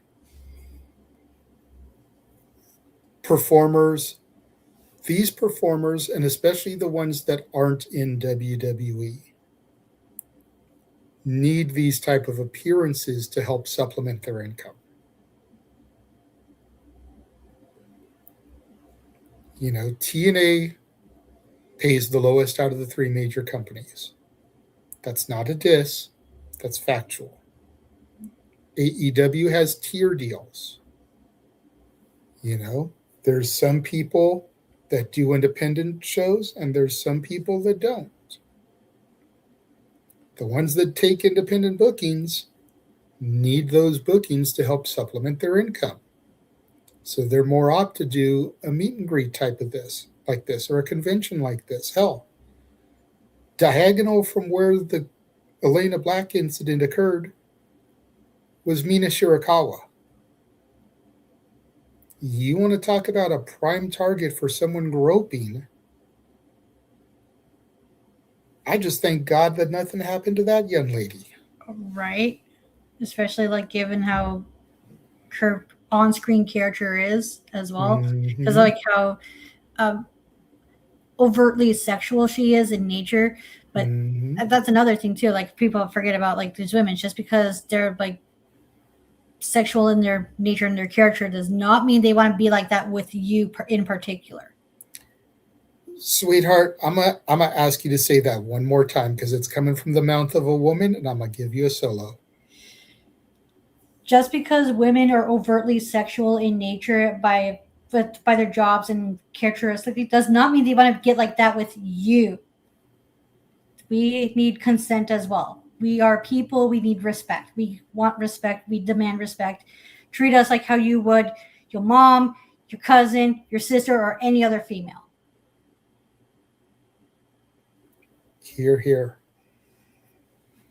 You know, me or Walter could have said that, but it just wouldn't have hit the same. That's why I wanted you to repeat it.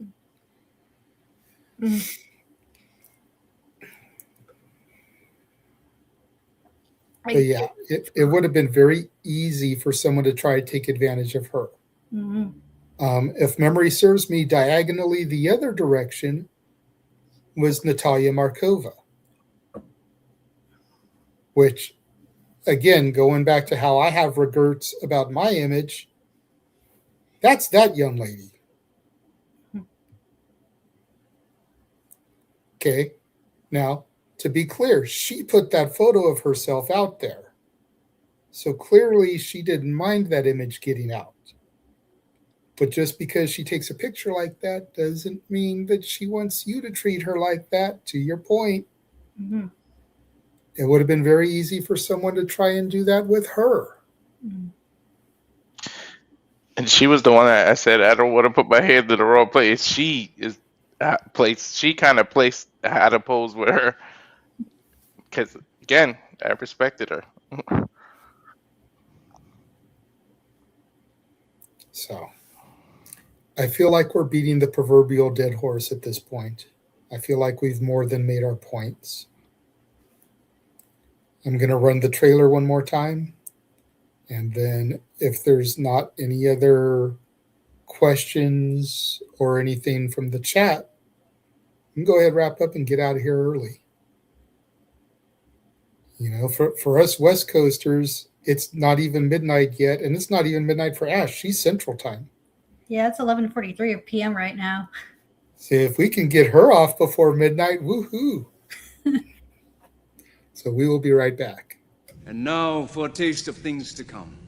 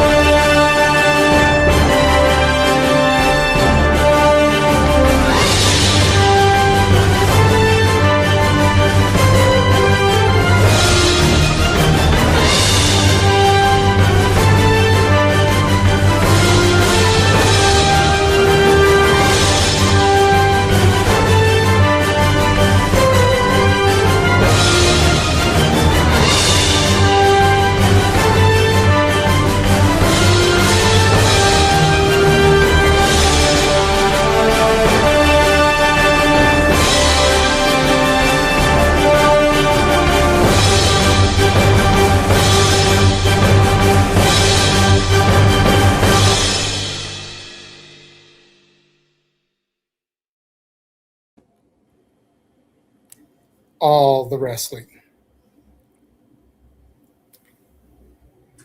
All right. So, that all being said, we'll go ahead. We'll start to get out of here.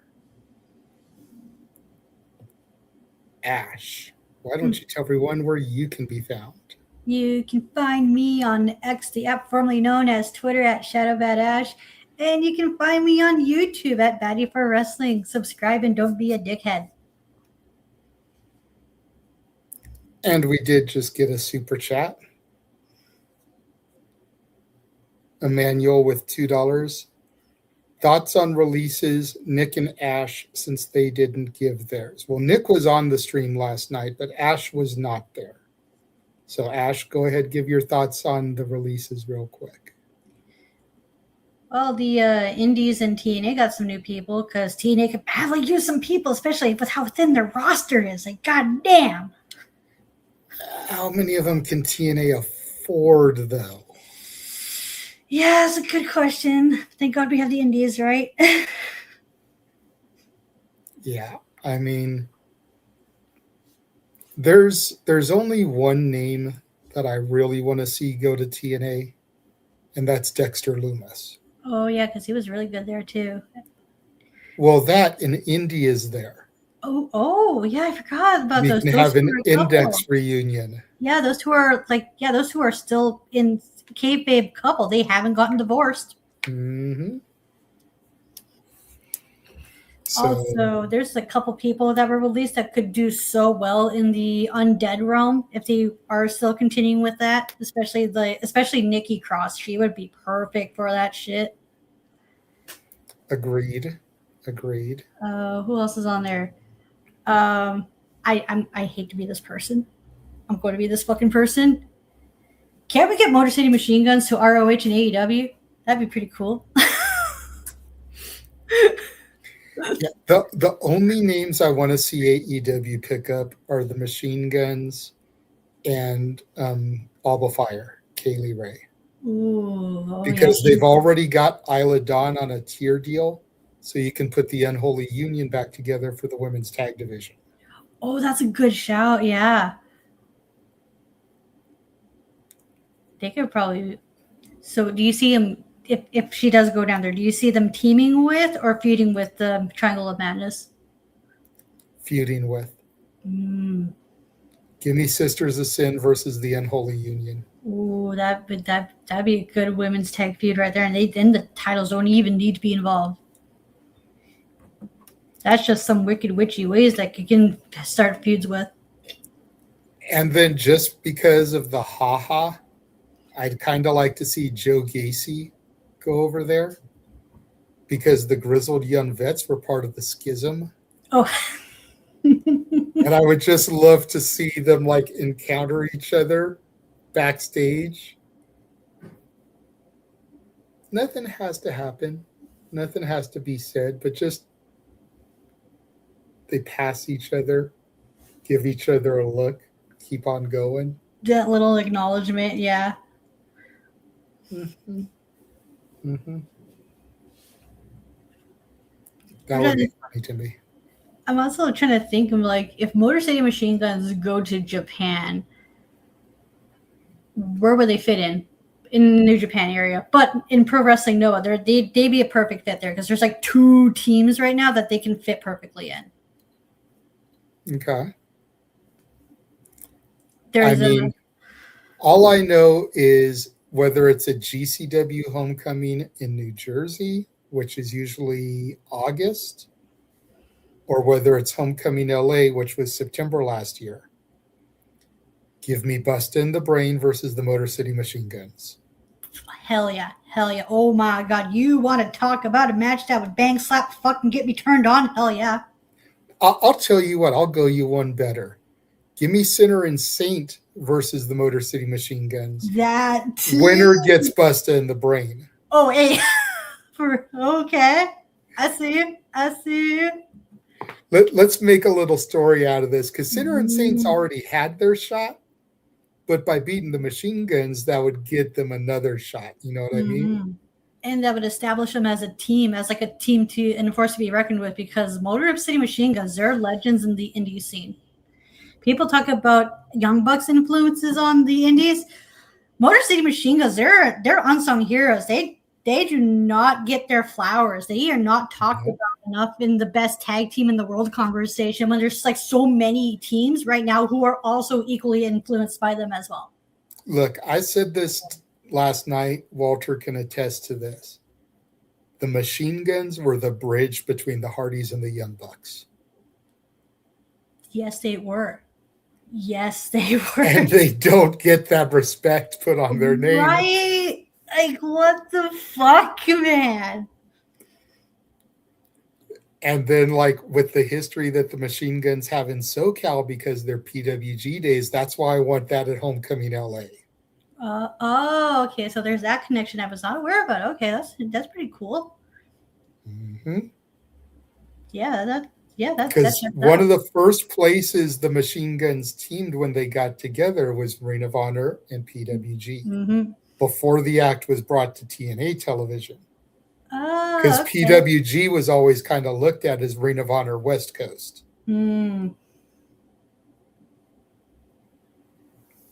So, but yeah, the Machine Guns have got SoCal roots.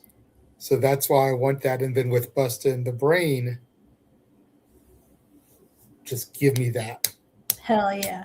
Please give me that. I sign off on that shit. And if we can find a way to make it a ladder match between those three teams, that's even better. I'm not sure what building we can find where we can structure something but give me that match. I think GCW can find something.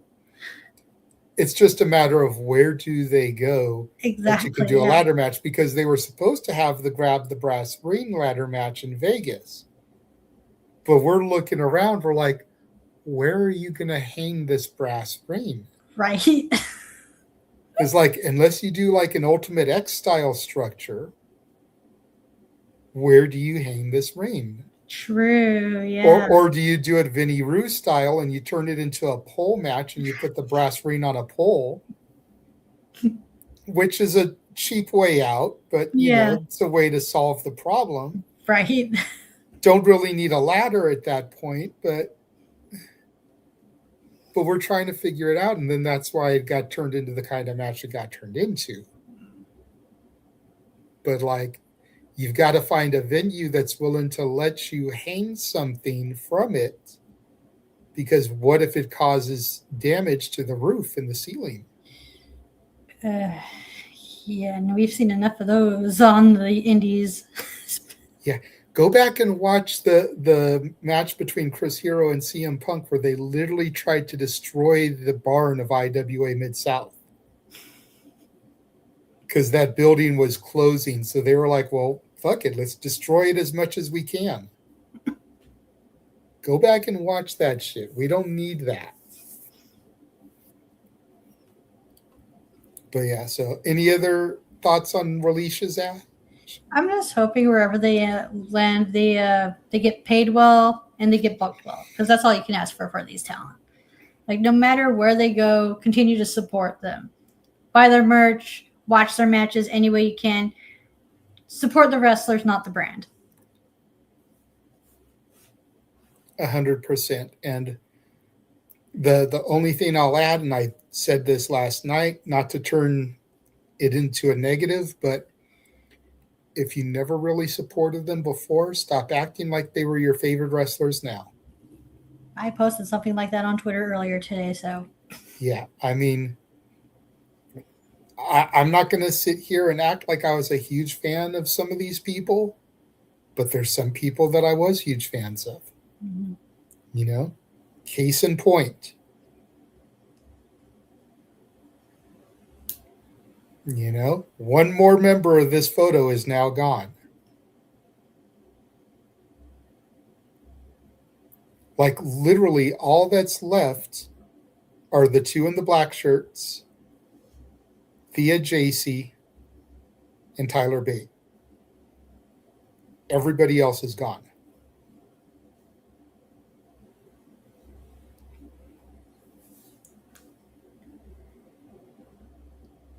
And you wouldn't know Tyler Bate's still there because he wears a mask. because he's one of the Americanos. Mm-hmm.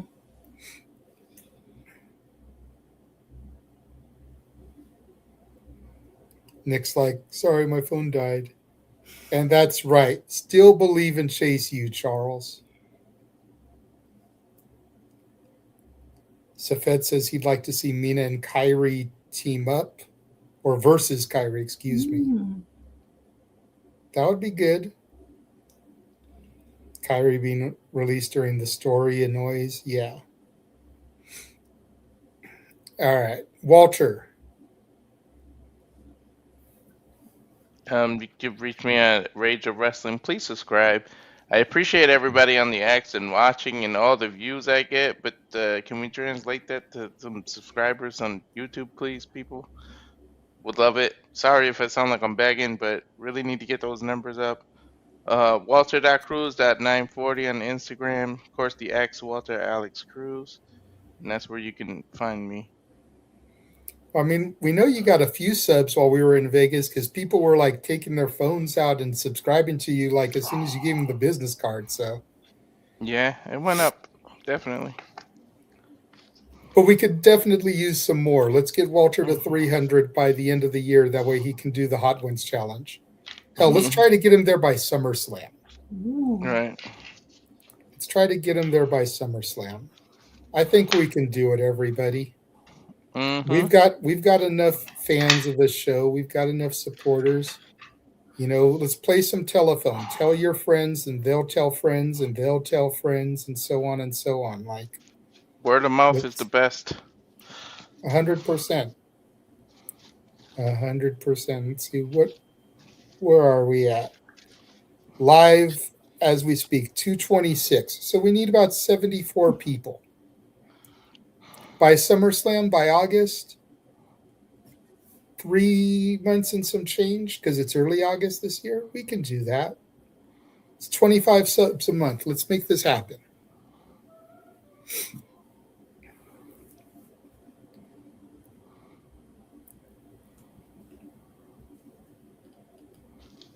Definitely. Please.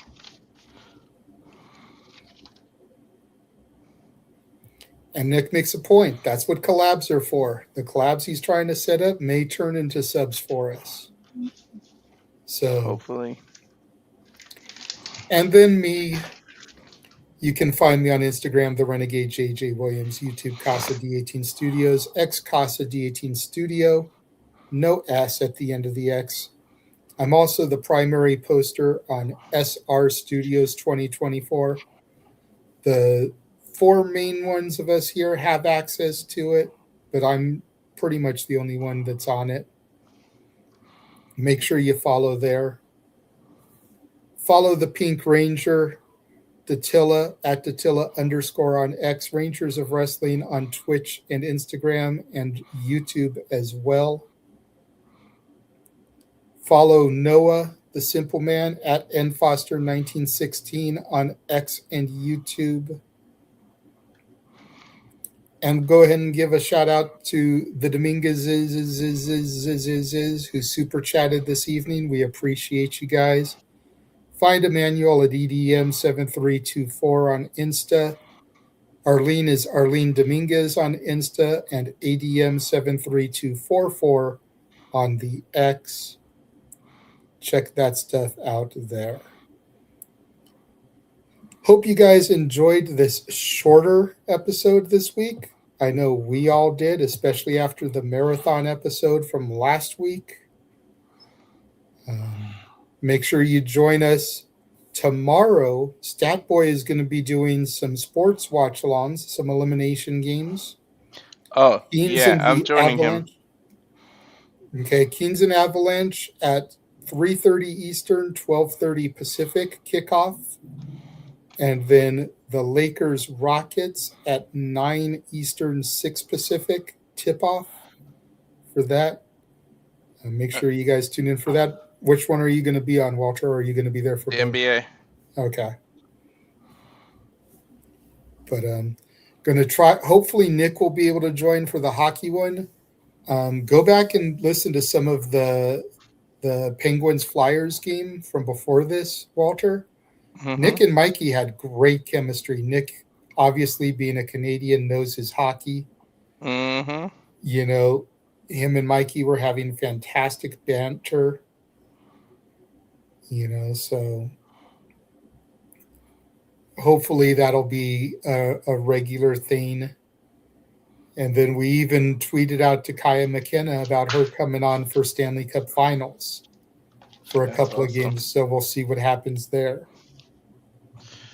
The one Emmanuel says wait, but he hasn't done anything more since he said wait. So we can't wait too much longer. And it's officially hit midnight for Ash now. So should I check my PayPal? Let's see. Oh, here it goes. Why did night one suck? How to improve?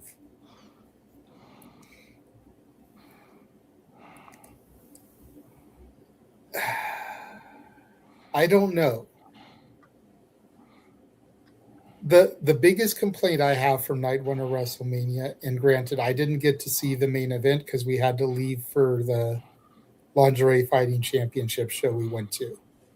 And the two matches that were on ESPN before kicking over, we only got to hear because we were coming back from Big Gay Brunch and stopping for food before we got back to the room. So I didn't really get to see those. But the one complaint that I had heard more than anything was length of time on matches versus time spent on advertisements. So how do you improve it? You give the matches more time to tell their stories. You cut a little bit of time on the ads. The one thing I will never understand about WWE is why they feel the need to give us all these advertisements behind a paywall. We're already paying for the pay-per-view. Don't hit us with all these ads too. You know, I can forgive, you know, maybe a 3-minute ad break in between each hour. You know, kind of transition from 1 hour to the next. I can maybe forgive that. But a 3 to 5 minute ad break in between each match, when you would be using that time like you did in the old days to show video packages to kind of hype the matchup. Read my mind. That's what I was going to say. I'd rather you do the video packages with the music back. Right? Give backstory to why the matches are happening for those who don't watch weekly. Yeah. That's the only criticism I can give, because I didn't see enough of night one to say that it sucked. You know, I can understand why people feel that way, but I did not see enough to be able to give that opinion. If I'm being honest, I feel like the company put more effort behind night two than they did night one, and it kind of translated into it. Like, you can kind of see it. I feel like they did that themselves. They put more effort into night two. So that's why a lot of people didn't like night one. It didn't seem like they put the same amount of effort into it. Possibly. And night one could be the stuff that TKO was kind of forcing to happen versus the stuff Triple H wanted to happen. That's another thing, because what was the night one main event? Cody versus Randy with Pat McAfee shoehorned in. A lot of people were mad about McAfee being put in that space in the first place. So I think a lot of people were already going to shit on that because of McAfee's involvement. And Jelly Roll being involved, and like I Show Speed being on the show, and like all these celebrities being forced into the matches. None of that was on night two. No. The biggest celebrity you had on night two was Brock Lesnar, if you want to get down to it, because he's a part-timer. And what did he do? First match, put over the future, left his boots in the ring.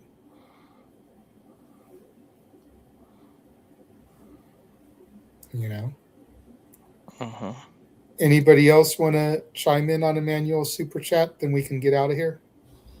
Yeah, that's how I thought about night one. There's like way too many advertisements, and some of the celebrity involvement made no sense. At least with the iShow Speed involvement, that kind of makes sense because he's friends with Logan Paul, so he has that to go off of. But with Jelly Roll and Pat McAfee, where's the connection there?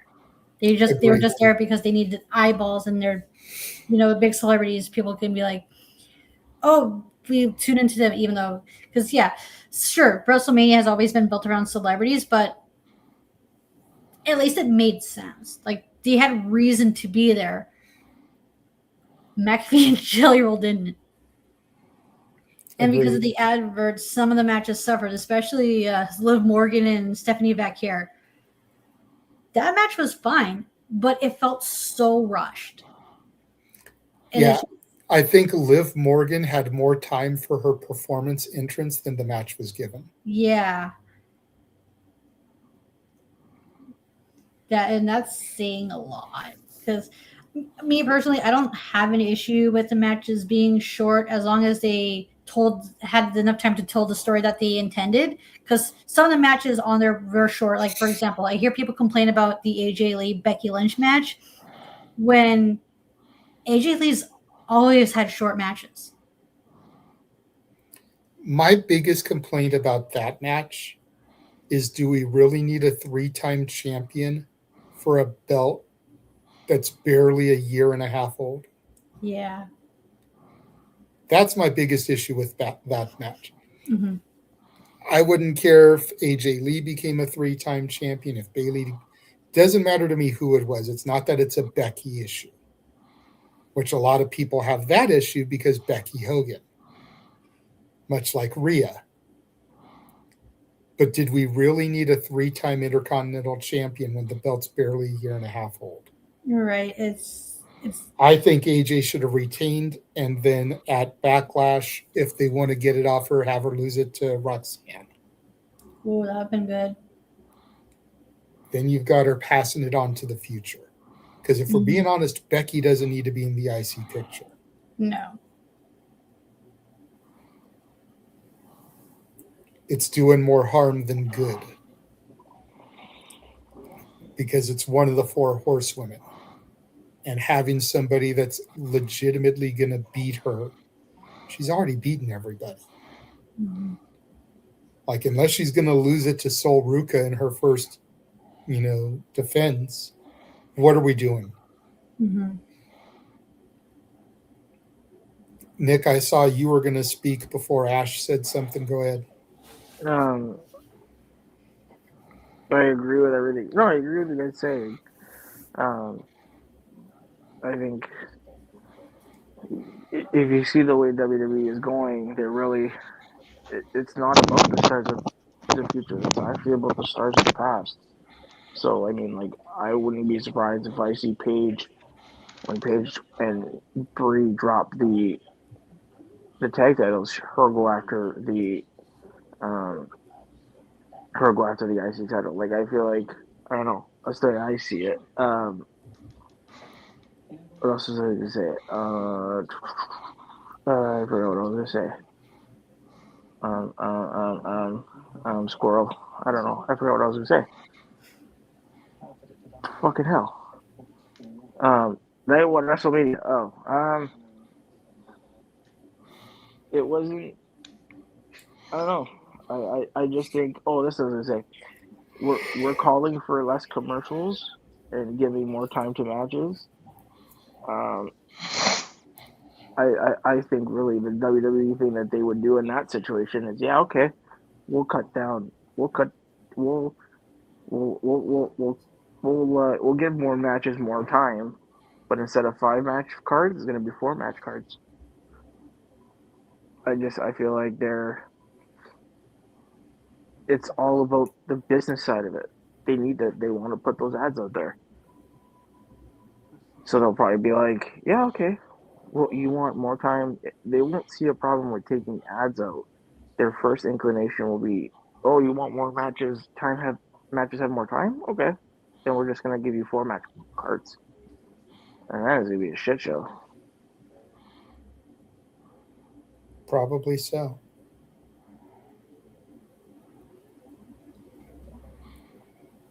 All right.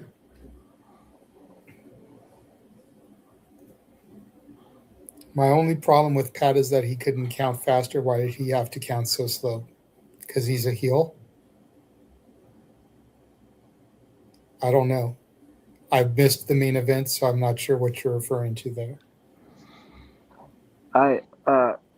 Yeah. That would be that would be my first reaction, is because he's a heel. He's supposed to count slow. No, you'd figure he wanted to count fast because he's a heel. But he's actually counting Okay, slow. so it was a pinfall for Randy then. Yeah.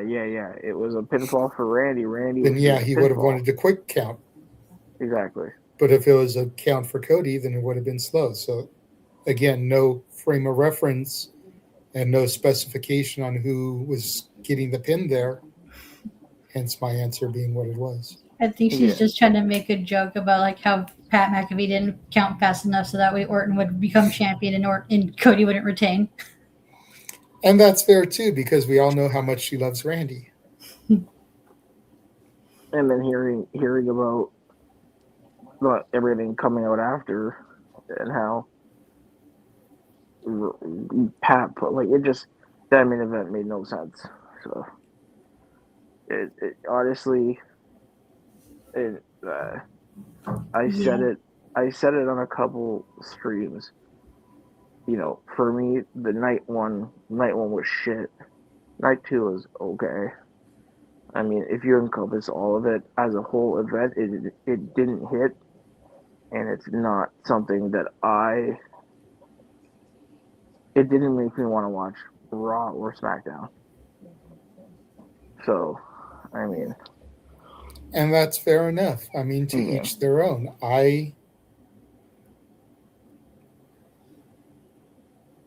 Okay, so she's specified there for me. Randy had Cody pinned and Pat counted so slow. Yep. I got you, Arlene. I got your joke. But, yeah, I'm going to watch regardless as long as I'm home to watch.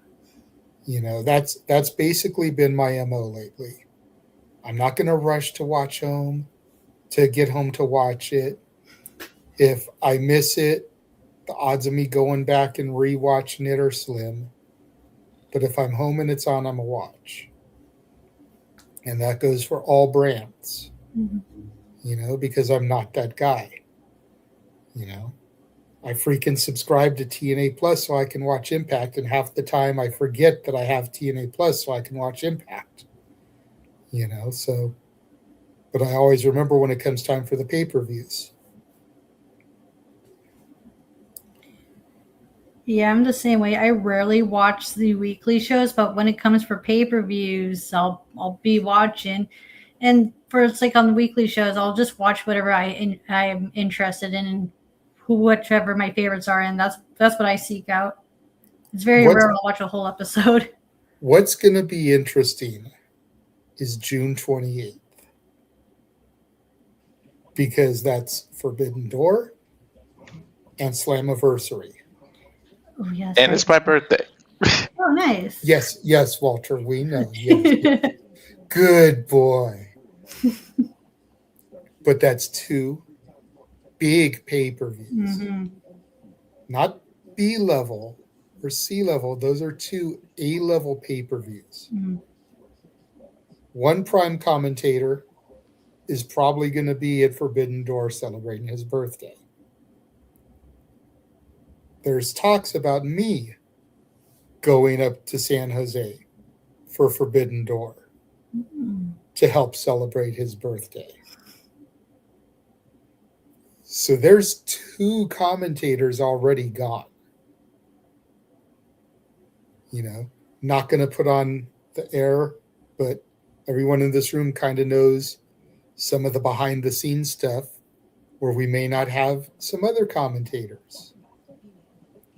So that just leaves Noah and like you 2. Mm-hmm.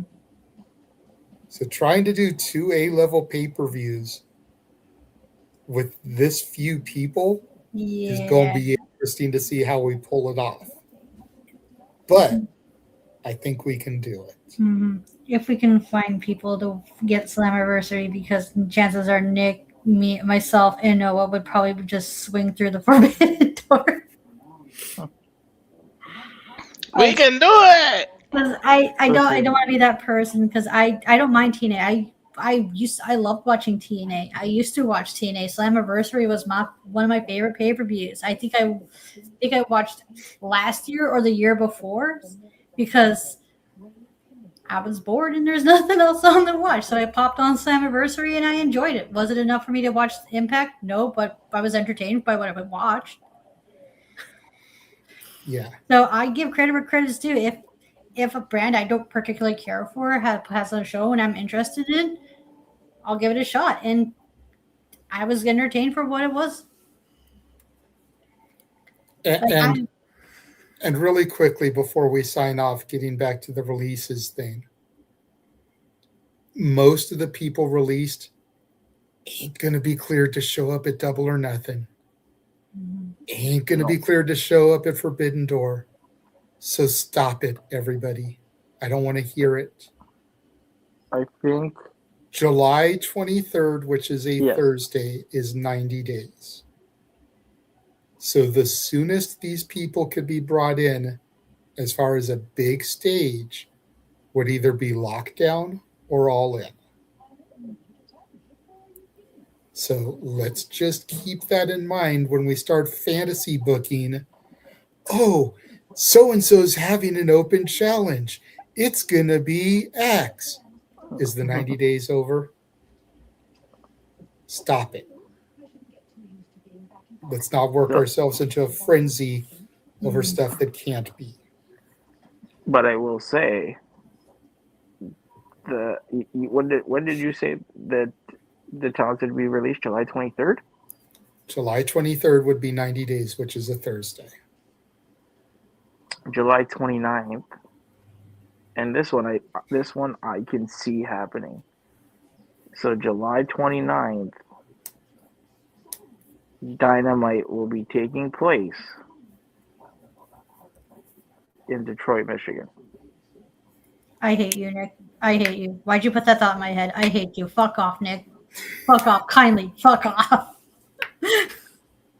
I know where you're going, you motherfucker. Yeah, I know where you're going to, because that is a possible, but that's not before the 23rd. Yeah, it is. No, that's after the 23rd. Exactly. After the 23rd. I said that's not before the 23rd. Oh, no. I'm basically talking about the people that are going to try to fantasy book for Double or Nothing and Forbidden Door and Slammiversary. That's what I'm talking about. I'm already. But July 29th in Detroit, Michigan definitely makes sense for a couple of people to make their debut at that point. So I mean, I am going to be on watch now. look at Charles. Asshole. Wait, did he say AEW is in Detroit? Yes. Yeah, it's in Charles July. in Michigan. Yep. Charles is in Detroit. Hey. So I think Charles is now going to go get tickets to that episode of Dynamite. Yeah, just please have Buster in the brain in the ring talking when you do this part. Guys, stop! Stop it! Dude, look, Ash is going to have to change her clothes before she goes to bed if you keep it up, okay? Oh, you mean like I don't do that already? Wow. Wow. Okay. I didn't go All there. right, everybody. So That's a thank you all note we for can tuning leave on. out. Thank you for tuning in. We will see you guys next time. Have a good night. Love you We're gonna leave that guys. there. Oh, Jesus.